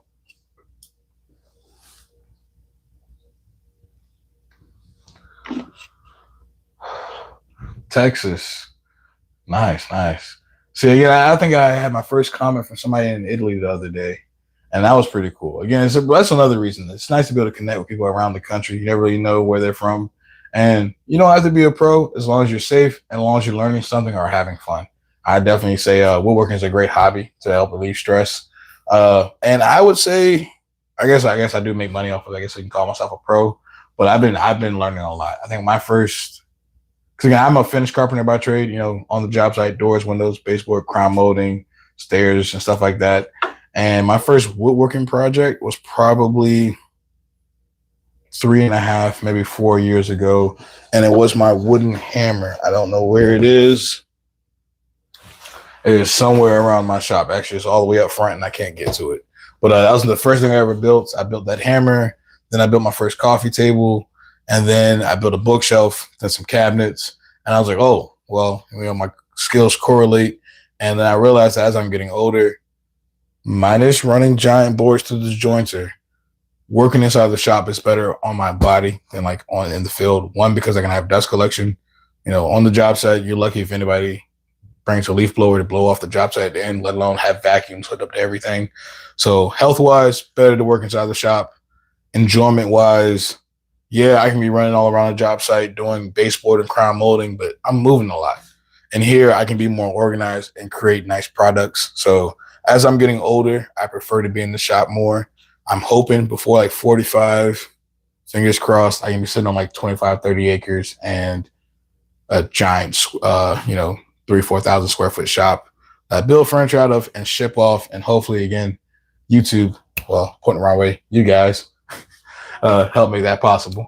But we'll see how that goes. Again, that's aspirations for the future. Right now, again, I have a healthy mix of work between general construction and custom work. And yeah, health is definitely a big point of it. I realized, I think it was 1.5 years ago, I did a fairly large deck. And it's been a minute. But between digging the post and humping 6x6s around a yard in 90-degree weather, I realized that I'm not as young as I used to be. I'm 31 right now, and it definitely starting to feel it. So yeah, before I'm 40, 50, I want to be full-time inside of a little bit larger shop, and hopefully, again, full-time doing doors, hopefully tables. I think actually my aspiration is tables, because the install for a table is you bring the legs in, you put the legs down, and you put the top on. And August, and I was born in 94. All right. So I've chatted for enough. That cigarette gave me a short reprieve. Someday have a nice outbuilding shop. Sounds nice. Better than my basement. Yeah, see, again, I think my first shop, if I can step outside without my camera, I think the Wi-Fi will probably dip out on me. My first shop was my box truck. I have an 8x12. See, mine's the 5th. Great people are born in August. But my first shop was my box truck. It's an 8x12 box truck. And I built a workbench along one side, built in my miter saw. I can work my table saw inside of the side of the truck. And that's kind of before I got this space here. You know, that's kind of how I built everything. I would build as much as I could inside of the truck. If it's weather's bad, I can actually cut and do stuff in there. I can actually do glue ups and everything all inside of the truck. But if I had a larger project, I would set up all outside, benches, tables, cutting stuff inside of the truck, work outside of the truck. And then I got blessed with this space here. So now I'm able to kind of stack wood everywhere. It looks quite unorganized. But again, this space gives me the capabilities to tackle projects like that. Again, yeah, great people were born in August. It's one of those things. It's a fact. All right. This one was binding up on me yesterday, but also I was using a halfway dead battery. And also this goes back to another one of those things I was saying earlier. Your table saw fence is straight. Your blade on your table saw ideally wants to stay straight. So these boards are not jointed yet. They're rough. I could go over there, joint one edge, then go to the table saw to get an easier rip. But my God, to joint it, rip it, then go back to joint it. And the reason why you can't just joint that edge and leave that edge is fine, because when you joint a board, the jointer is referencing, when it joints an edge, it's referencing off of the face. And none of these faces have been jointed yet, so that edge will not be squared to my final jointed face. So then I'll end up kind of going back and forth. To avoid that, I'm kind of just fighting through it, ripping it now, then going to the jointer one time for the face and the edge versus jointing the edge, ripping, jointing the face, and then rejointing the edge. Kind of trying to avoid the back and forth, but again, it's not the safest because, again, if your board has a major cup like that one did, like if it's cupping like this, that smiley face up against the fence, the board is going to bind because it's not running straight along the fence. So I'm kind of, again, watching that. If it binds up, back the blade off, cut the saw off, or I can also do it in multiple passes. Yes, it is a self-defeating circle. It's all about. That's why I wish my jointer was a little bit wider. Again, an 8 or 10 inch jointer would be great, because most things I'm going to build, I'm going to be doing glue ups anyway, and I can buy boards 8, 9 inches. But the ash that I had to get and how much I had to go to 2 different suppliers, and I bought everything I had. I bought everything I had that was at least 6 inches. That way I didn't have to waste with so much, but I still ended up with a bunch of 8s and 10s. So yeah, dealing with that little cycle of whether or not I'm going to do this or do that first, it's been a battle. If I had a track saw, I would just track saw it off and then go to the jointer. I do have a straight edge for my circular saw. So again, if this ends up being too much of a hassle, I might do that. But my circular saw's cut depth with the track, I don't think it's enough to get all the way through one of these 8-quarter boards. So again, table saw is what I've been doing, and it's been working out semi-fine. I ripped down at least like 12 boards so far. We have a couple more to do. And again, that saw back there that the camera's sitting on is more powerful. But battery one's already set up. The vacuum is already hooked up here. So we're gonna do this until the batteries die, and then maybe switch back there if I feel so inclined. I have 3 batteries here. This is one of the Flex Stack Lithium batteries. Minus it binding, is able to actually make these cuts without too much of an issue. So this saw, I will say, I'm extremely impressed with for a battery powered saw. She has plenty of power in it. The one thing I do want to do, though, is get that corded adapter so you have infinite runtime. And another thing I could do to make this easier is not do a full depth of cut. I'm not going to say I'm doing this because I'm impatient, but yeah. All right, let's cut the vacuum on and see if she can handle these last few boards, or if I have to break out my circular.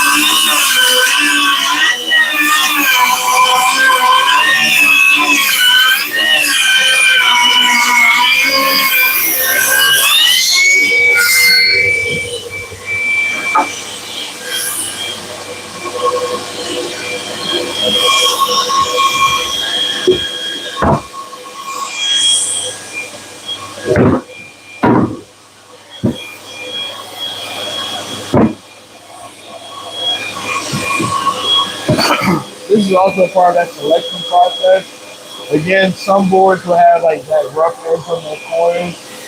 You can kind of wean that stuff out. If you do have a resizing board for your other tools, try to cut out as much bad wood now as you can.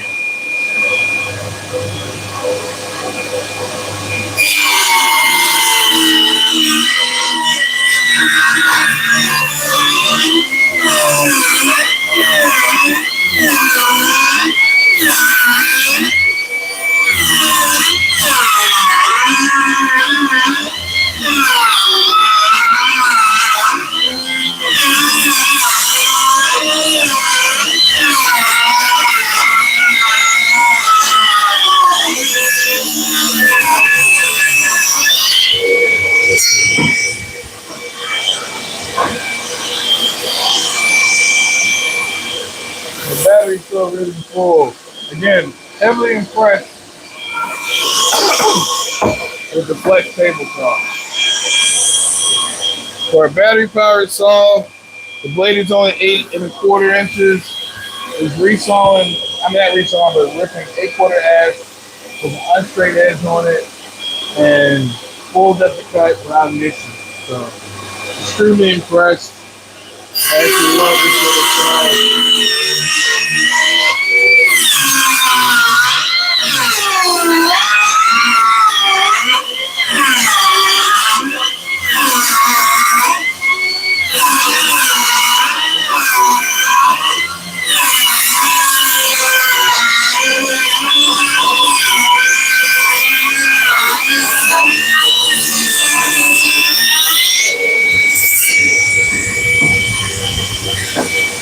And again, these offcuts, they shouldn't get burned.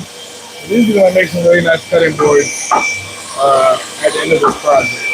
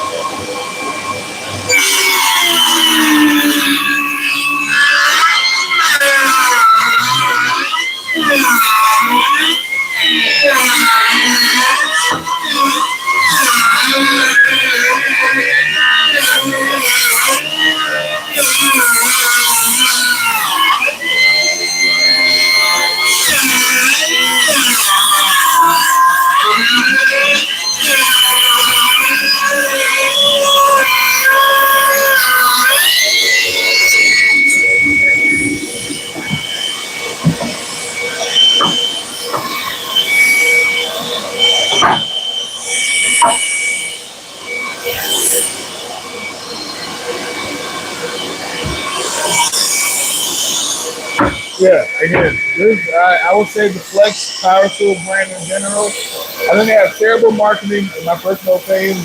They don't have the love that they should, but the tool quality, I love it. Better than Milwaukee. You know, I haven't used any other tool brands that actually provided the performance that I get from the Flex tools. They weren't sold at Lowe's, but again, because of their poor marketing, I think they got kicked out. But again, quality of tools, I can't complain at all. I'm heavily impressed.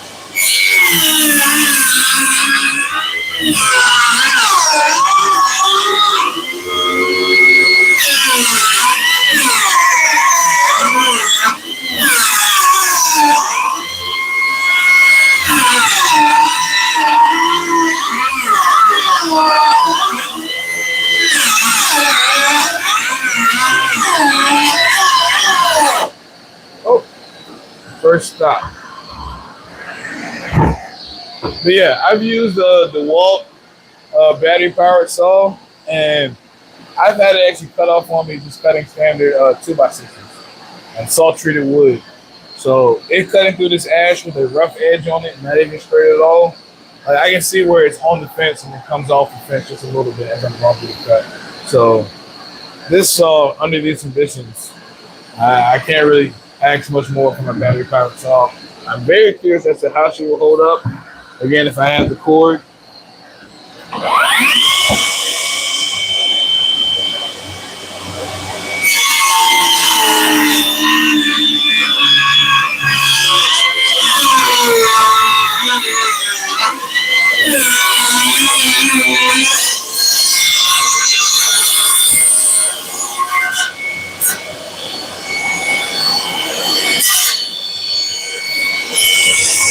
get a necessary way to bound it up. All I did was flip it and cut it from the other end, and no issue.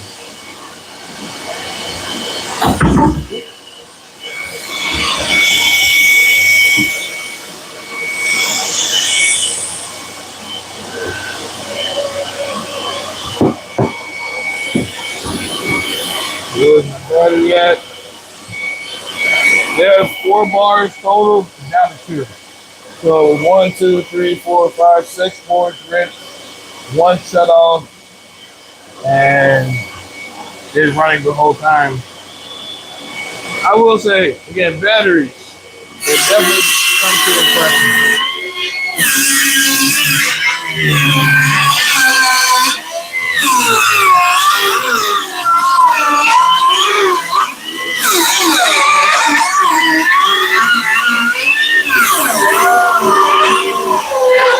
That might be the last hook out of this battery.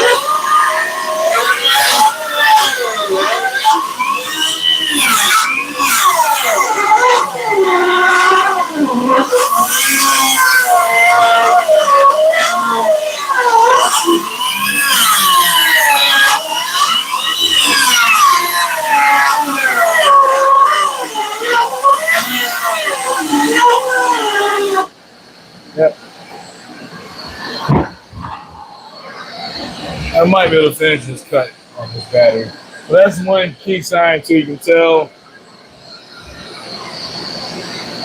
I'm not sure if the camera.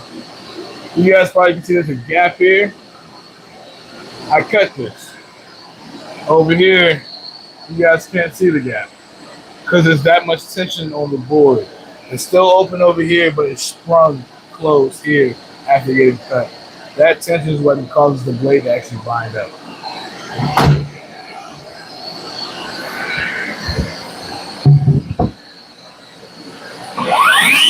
We'll see if we got enough battery to finish off this cut.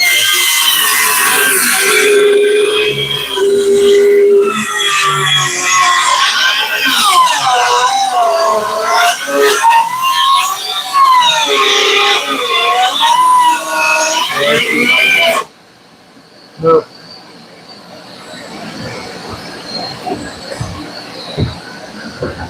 Another thing I noticed in this cut, it's a huge taper. So this edge of the board is not straight.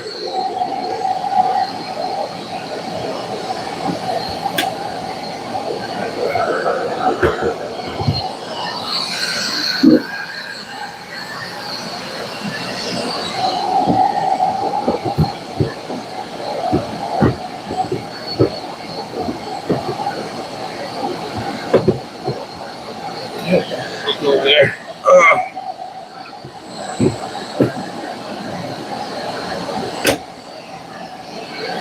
And throw this back on the charger.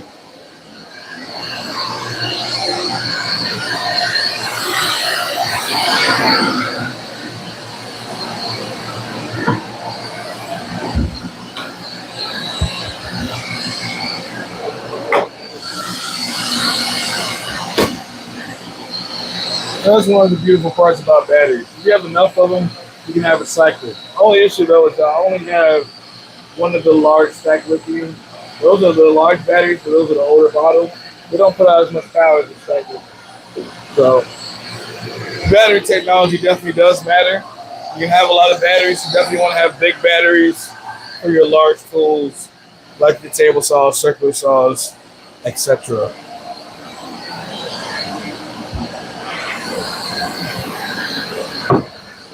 Probably should have moved all these balls over there. Big little claustrophobic in the space.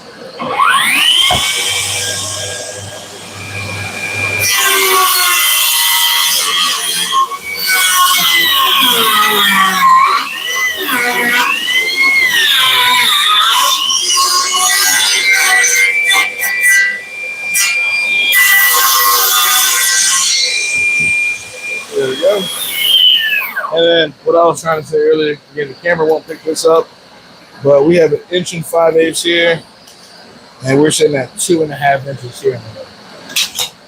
So again, that edge wasn't straight, and what you had while running against the fence is the board wanting to curve, which is why it was bound up and everything else. So Again, for what this saw is doing, I think for a battery power saw, it's putting up a hell of a fight. I think I'm not making it easy. But again, the goal is to get all these boards small enough to go on the jointer without having to joint and rip and joint and rip, going back and forth. If we're at 2 hours, I'm going to check my phone battery. I want to make sure I don't fuck up and let it die on me. Then the stream keeps going for like 45 minutes to an hour, and I have no way to stop it. And you guys are stuck in here to talk about that.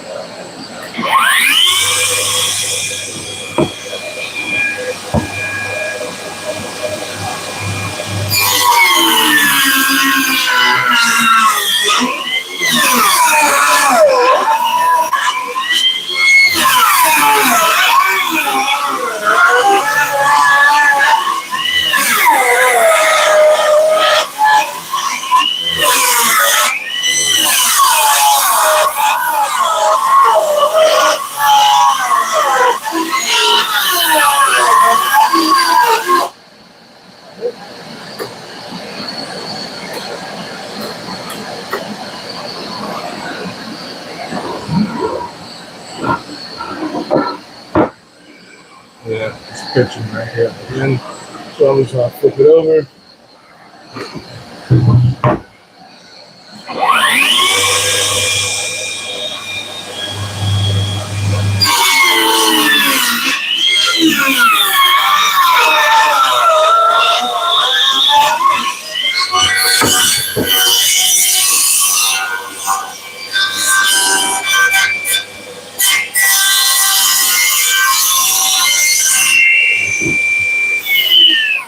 Again, seems a little counterintuitive.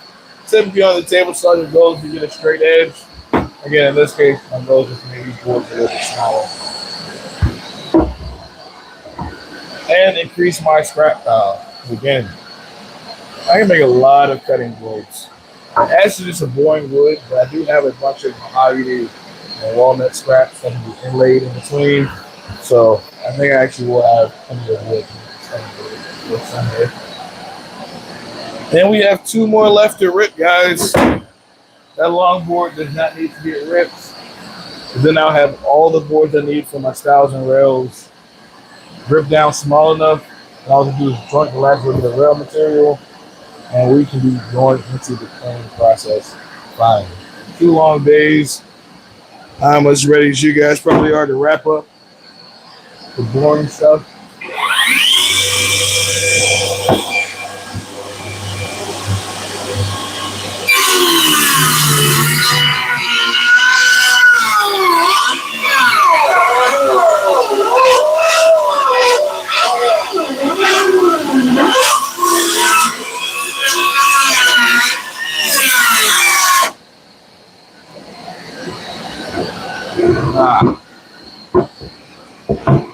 Unfortunately, I did have another stack lithium battery. This is the small, 2.0 battery. The other ones, I think, are 6 stack lithium. I do have some 5s, but these aren't stack lithium. I actually think this battery, the smaller 2.0 stack lithium, puts out more power than the old 5s, in my opinion, at least on this saw. But I think between the 2 5s I have sitting here, I can probably get these right 2 rips.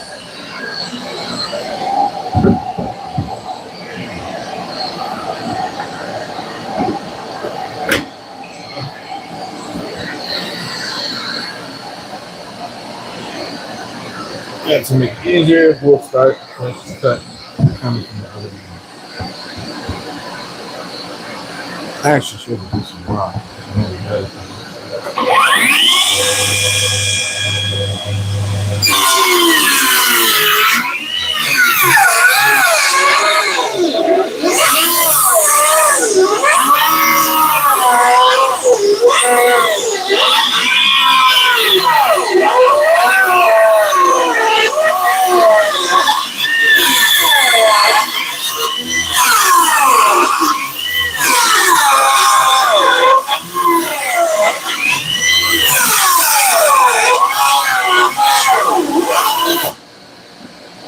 again, these batteries do not do like the stack lithium.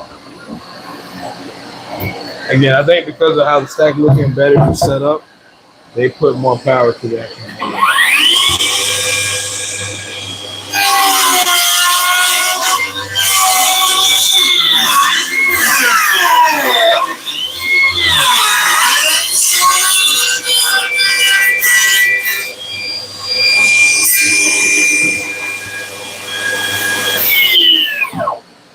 But it still should be enough to get this down. Also, that blade brake is amazing. Like, from start to stop. It's like, that's awesome. I love that. My larger Delta table saw, it might have a blade brake, but it's not like this. You know, this is, yeah, 2 seconds and the blade's completely stopped. Just makes me feel sick.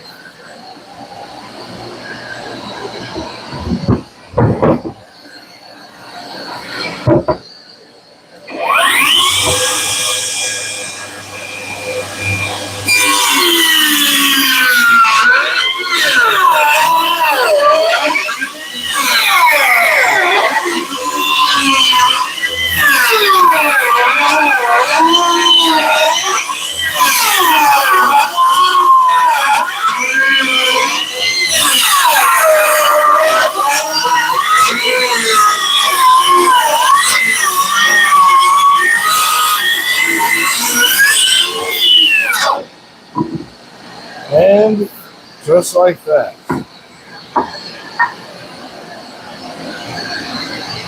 Actually, wait. I did want to have a test board, so I did want to actually rip. This is just extra, so as I go throughout the process, like, you know, have a scrap piece to test on. That's what this piece is. So let me rip this to be small enough to be jointed. Because as I set up my router table, you know, all the other processes, it'd be really good to have a piece to test on. And I probably should actually cut this and get another piece.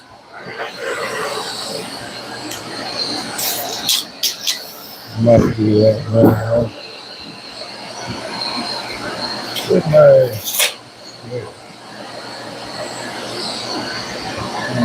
eyeball cut.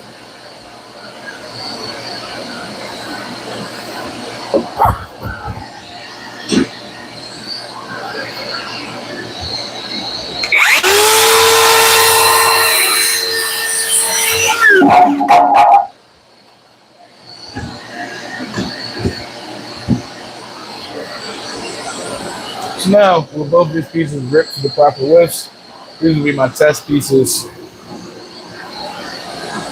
to make sure all my router and everything else is set up right as I go throughout the process.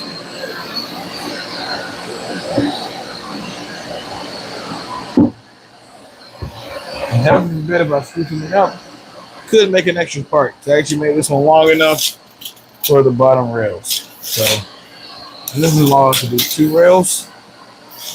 Yeah. So as I go throughout this process, I have extra material and extra parts if one of them go wrong.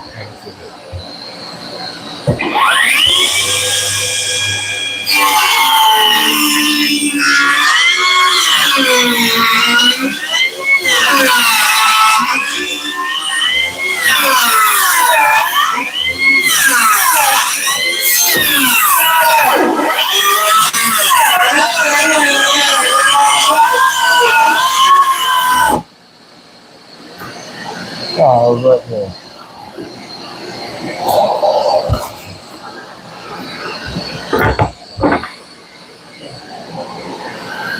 Yeah, you push it. I use a push stick once the material gets smaller than 4 inches.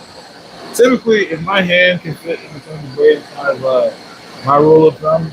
So if it's over like 5.5 inches, this is something like I think 5 and 7 inches. So I could use a push stick here. It's getting close to that 4-inch marker, but anything smaller than 4. And typically, I think most saws, they have this throat clip right here. I think that's actually their reference. It's not going to be smaller than that, use a push stick. But I typically about 4 inches. If it's under 4, I don't want my hands that close. But sometimes, again, being a risky seller that I am, I do rip people like, an inch and a half, 2 inches, and just run my hand along the finish. Again, not the safest, but again, I have the blade up pretty high. All those things kind of play the factor into how close I'm getting my hands to the blade. This blade is getting like the full depth cut through this type of material, 5, 6 inches. I feel confident to push that through. But again, if I feel any binding, I know that I saw off. It's right here at D height. I can always use stop button. But yeah, that's how I decide when and when not to push it. But always should push it. It's just sometimes, again, dealing with bigger, unloaded pieces, it's easier to go in by your hand and have the gravity push it. But the flex saw, I will say, is very unique on the placement of the push stick. It's right here and it pulls right out, right here at my right hand side. So it's not really too much of an issue there. It's really just me being lazy.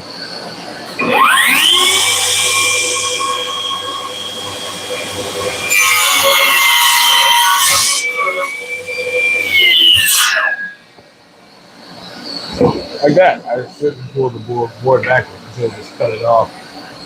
But again, I felt confident in my ability to pull it back. It's about what you're comfortable with, what you know you can and can't do, and your comfortability with whatever tool you're using, honestly. But again, there's certain, like I was aware that I did. There's certain, what becomes a problem is if you go something extremely repetitious and you get complacent and you're no longer aware of what you're thinking. If I was looking at 100 boards, I get to the point where I'm not even thinking about what I'm doing, that's when you're going to make a mistake. I try to again stay conscious and aware of all the actions I'm doing inside the shop. Except for when I lose a tape measure or pencil. That's just another thing. I can't control that. And I still have both.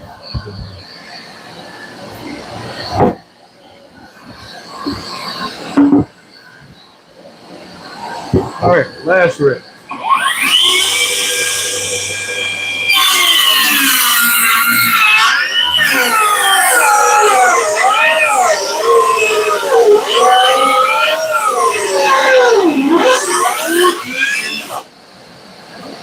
Yep, that battery is added.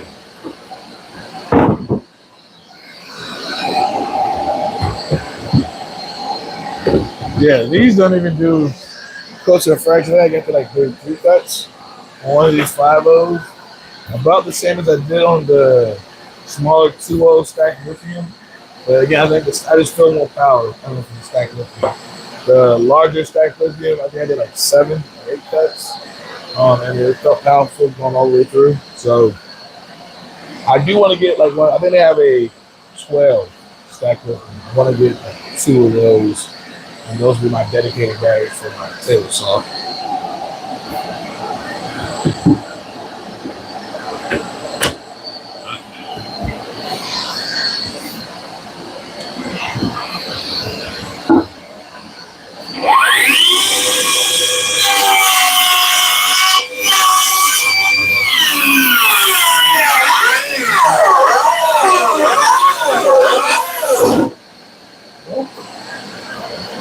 You don't let me from the outside.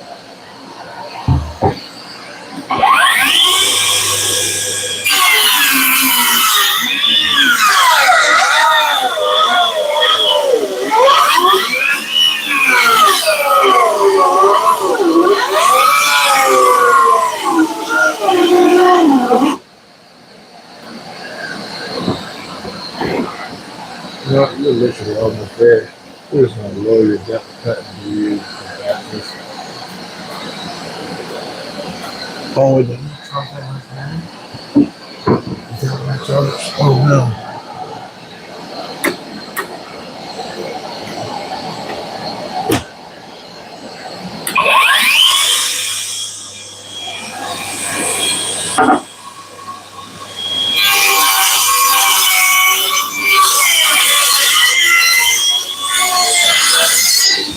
You guys know how to use that one? Because the blade's at half depth, it doesn't have an issue cutting all the way through the material. And then to finish off the cut, you just flip the board over,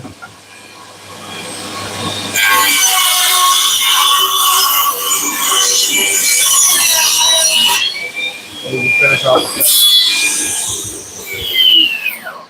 Good enough in the beginning, but again, speed, efficiency, not wanting to do all that kind of led to the hassle we went through.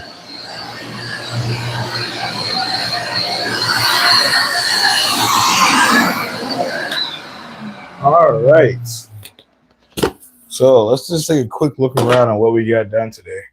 That whole stack of wood up front needed to be ripped down to actually through the jointer. We have that stack sitting there. All the offcuts. Oh, I was looking down. Stack sitting there. Offcuts there. Some of that stack has already been pushed back here. And this is all that needs to be jointed. All these short pieces.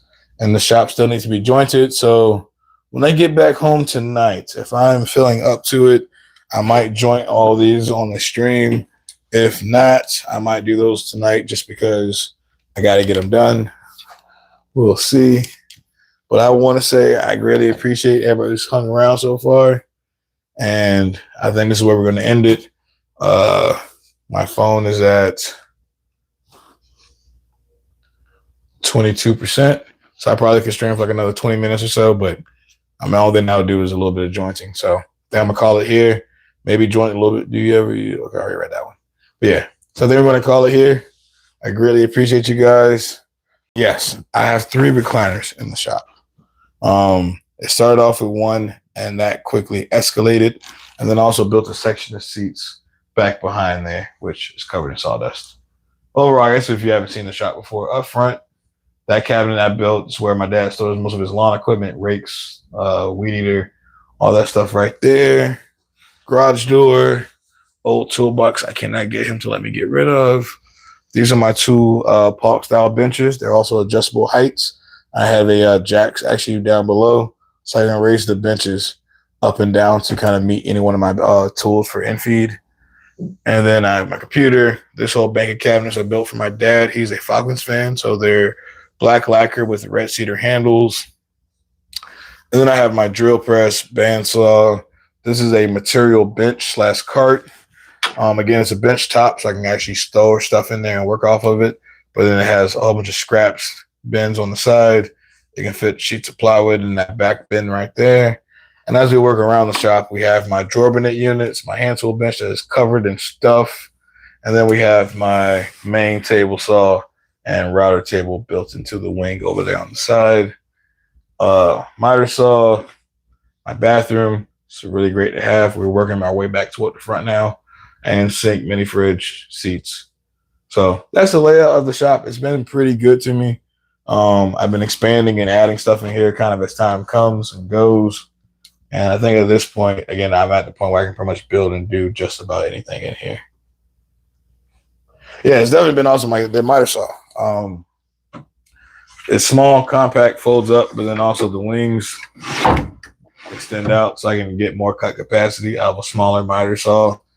I added the Ron Park style flip stop so I can make repeatable cuts at the saw, but flip it up out the way if I want to make any other cuts. So I have a lot of really cool stuff in here that definitely aids in how I do stuff.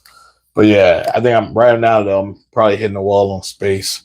And again, this whole back room, ideally, my dust collector is going to come up here on the wall.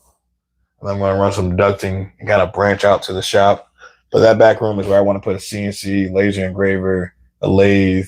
You know, so that whole wall right now that has my dust collector and my dad's welder sitting on it, I kind of already have a vision for it. So the bigger joints are actually, I don't know where it would go. I do want to get a bigger bandsaw. But if I get a bigger bandsaw, it won't fit there. And my jointer, my hand tool bench stops like right about there. My jointer typically stows behind the door over there. So if I had a bigger one, it couldn't fit. So I would have to do some reorganization. But I do want a bigger bandsaw and I do want a bigger jointer. But anyway, rambling aside, I greatly appreciate everybody who hung out with me today. We might hit another one tonight. If not tonight, I can almost guarantee we'll do one tomorrow as well. So thank you guys. And if you guys have enjoyed, smash that like button, leave me a subscribe, comment, check out some of my other videos. Also, you can check out my other platforms, being TikTok, Instagram, and Facebook. Everything is under New World Carpentry and New World Carpentry Solutions. And on Instagram, Facebook, TikTok, what you guys would get is just content that's a little bit further ahead. But yeah, thank you guys for joining in, and I'll see you guys in the next one. Peace.